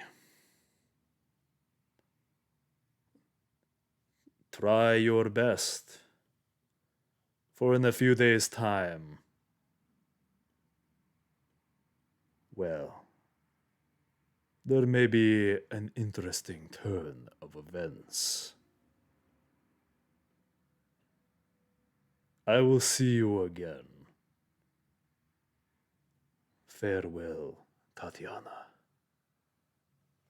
He kind of bows his head very slightly to Irina and you see the horse turn around and begin to gallop away, kind of higher and higher into the air, disappearing into the fog. And that's where we're going to end tonight's episode, because Tama needs to get some sleep and the battle went on a long time. Who's I Tama? kept missing. I'm sorry, Tama. I didn't think the battle would go on that long. No, don't worry about it. It's fine. If I had used Bless earlier, I would probably have gotten a bit more hits. Yeah, Bless No, is amazing. Bless is really good. I didn't even end up needing. I know. Yeah. I was Yeah, like, well, I just thought I hit. feel useless now. I just burned through almost all my spell slots. I still have 2 left. So Yeah, you guys actually did theoretically, pretty I good could against use 4 them dire to- wolves. That was a pretty good Gwyn. Holy crap! You're just a spin to win hammer death machine. I mashed them potatoes. Crowley came in at the end though. Crowley at the end got 2 kills. Kill steals. Well, he is a pirate. Oh man. Oh boy. Well, wow, Okay. that took it. I thought you guys would at least get to Velaki today, but I gotta say, was not expecting to roll a Strahd encounter on the random encounter tables. So that happened. Yeah. It's actually funny because a few days back I was working on something for Neon Divide, formerly Callous Row, in a conference, and I was sharing my screen actually a week ago after our last session, and I still had Roll20 open, and we were on the world map, and it was just visible in my screen share for a second, and then one of the other people in there was like, "Oh, hey, you're playing Curse of Strahd." Yeah. Yeah. Oh, hey, look, it's Barovia. Turns out he was about to start DMing for a campaign himself. And, Oh, heck yeah. He then I was like, yeah, we've been going on this for quite a while now, 13 episodes, and he was like, okay, how far did you get? Yeah, we just walked past the windmill. And he's just like, 13 episodes for the windmill. Heck yeah. That's how you do a campaign. Is that slow or fast? That's slow. According to him, that's slow. I think. It's pretty slow compared to a lot of campaigns, but We're also only doing like 3.5, 3 hour. yeah, we're only doing like a couple hour sessions too. We're only Yeah, doing like that's 3 hours one at thing, max. We're and not doing like a lot of sessions for people will go on like 6 to 7 hours sometimes. I've had ones that go quite a while. And was 12 hours per session. and yeah, no. I like to go. I think it's better to go at a slower pace because if you just blaze through it, it's really not. You there's a lot of subtleties and things like that you miss, and you guys are. I'm loving the RP that you guys are doing and stuff like that. I was really enjoying that session. I was really enjoying everything. All the With sessions. the thing with actually. the sun, I afterwards noticed that I could also have used the prestidigitation Prestidigitation. the harmless sensory effect of sun rays on your skin. There you go. Oh man. Such an underutilized spell. Yeah. Oh. Well, you guys managed to survive an encounter with Strahd, so that's good. Love that. Hey! I knew we'd be fine. I knew it the whole time. Whoops. I only lost 10 HP. I'm down to 9. Crowley's almost dead. Probably got hurt First thing bad. we're gonna do next session is long rest. Because as that wonderful video showed us, long rest fixes everything. Yeah, the long rest fixes everything. Strahd just comes back around. Oh yeah, I forgot. Here's some more bad guys. Have fun. No, Crowley was fucking pissed because after sitting there reminiscing about being on the ship and whatnot, seeing his face and realizing that, or knowing that he's the reason why the ship crashed, just absolutely infuriated him. Not a happy camper. Yeah, no. Yeah. No, that is yeah. You Oh, know, and it fuck showed with with his all your crew. swings going completely wide. Yeah. Oh man. And you know what? I also learned a thing today. Next level up, I'll get the spell Calm Emotion, so we don't need to do the Crowley finger anymore. And I learned a new thing too. Apparently Thunderwave is not centered on your person. And that's how I've been ruling it for a very long time. And that is Jeremy Crawford says no, it comes out from you. It is a box Well, now you from have your to direction. DM. You have to DM everyone that whose lives you've ever ruined by doing that wrong. Yes, I've screwed so many lives over. I've helped a bunch of people too. You know, they kind of get in the middle of a group of enemies and they just go 15 feet all around me, explosion. I mean, apparently that works too. But yeah, theoretically, if you were inside of it, wouldn't you technically also count as each creature? So you would have to do the saving through yourself. You can hit yourself with it. Damage. I mean, you will hit yourself anyways, because even if you have the successful save, it just halves the damage. Right, yeah. you push yourself 10 feet back. It's literally like using self-destruct in Pokemon. Oh god. I mean, it deals some nice damage. And I got so nice rolls on that. I got 2 8s and then a 1. So, yeah. Okay, I'm gonna raid because I'm starving and I've got to go get some food, and Tama's got to get some sleep. Thank you, Tama, for surviving with us. I'm really sorry that the combat went on as long as it did. I wanted to get to a place because stopping mid combat it's not a good place to stop. Stop. Well, who are we raiding? I'm gonna raid Zomiza because Zomiza's streaming right now. And I never get to raid Zomiza, so I think that's a good idea. Okay. I will do that too then. Oh, well, know what she's playing. Zomiza's playing Back for Blood. Yeah. Which really? I'm super hyped about. Yeah. Yeah. Okay. Everybody give Zomiza some love. Thank you, Chachi. Thank you, Deadly. Thank you, Schmoodle and Tama. Everybody for playing with me. I'm having a really good time. I really love Curse of Strahd, and I'm so glad that I get to DM it one more time. So, and you guys had some great role play that time. Holy cow, that was interesting. It felt good. Yeah. Oh, I can't wait till you guys get to Velaki. We'll see next episode. For now, yeah, give Zomiza some love. Thank you guys. Love all of you. Bye bye. Bye bye. I am going to be going to actually play Back for Blood. All right, yeah. All right, Chachi, thank you again. I may or may not be with somebody, I don't know. Okay. All right. But goodbye. Have fun, guys. Bye bye. I'm clicking raid right now, Deadly. Same here then. Okay. Who's gonna get there first? Me. Nope. Actually, it was me. That was faster. Dang it. I'll see you guys later. Okay, bye Good bye. night, Tama. See you, Chachi.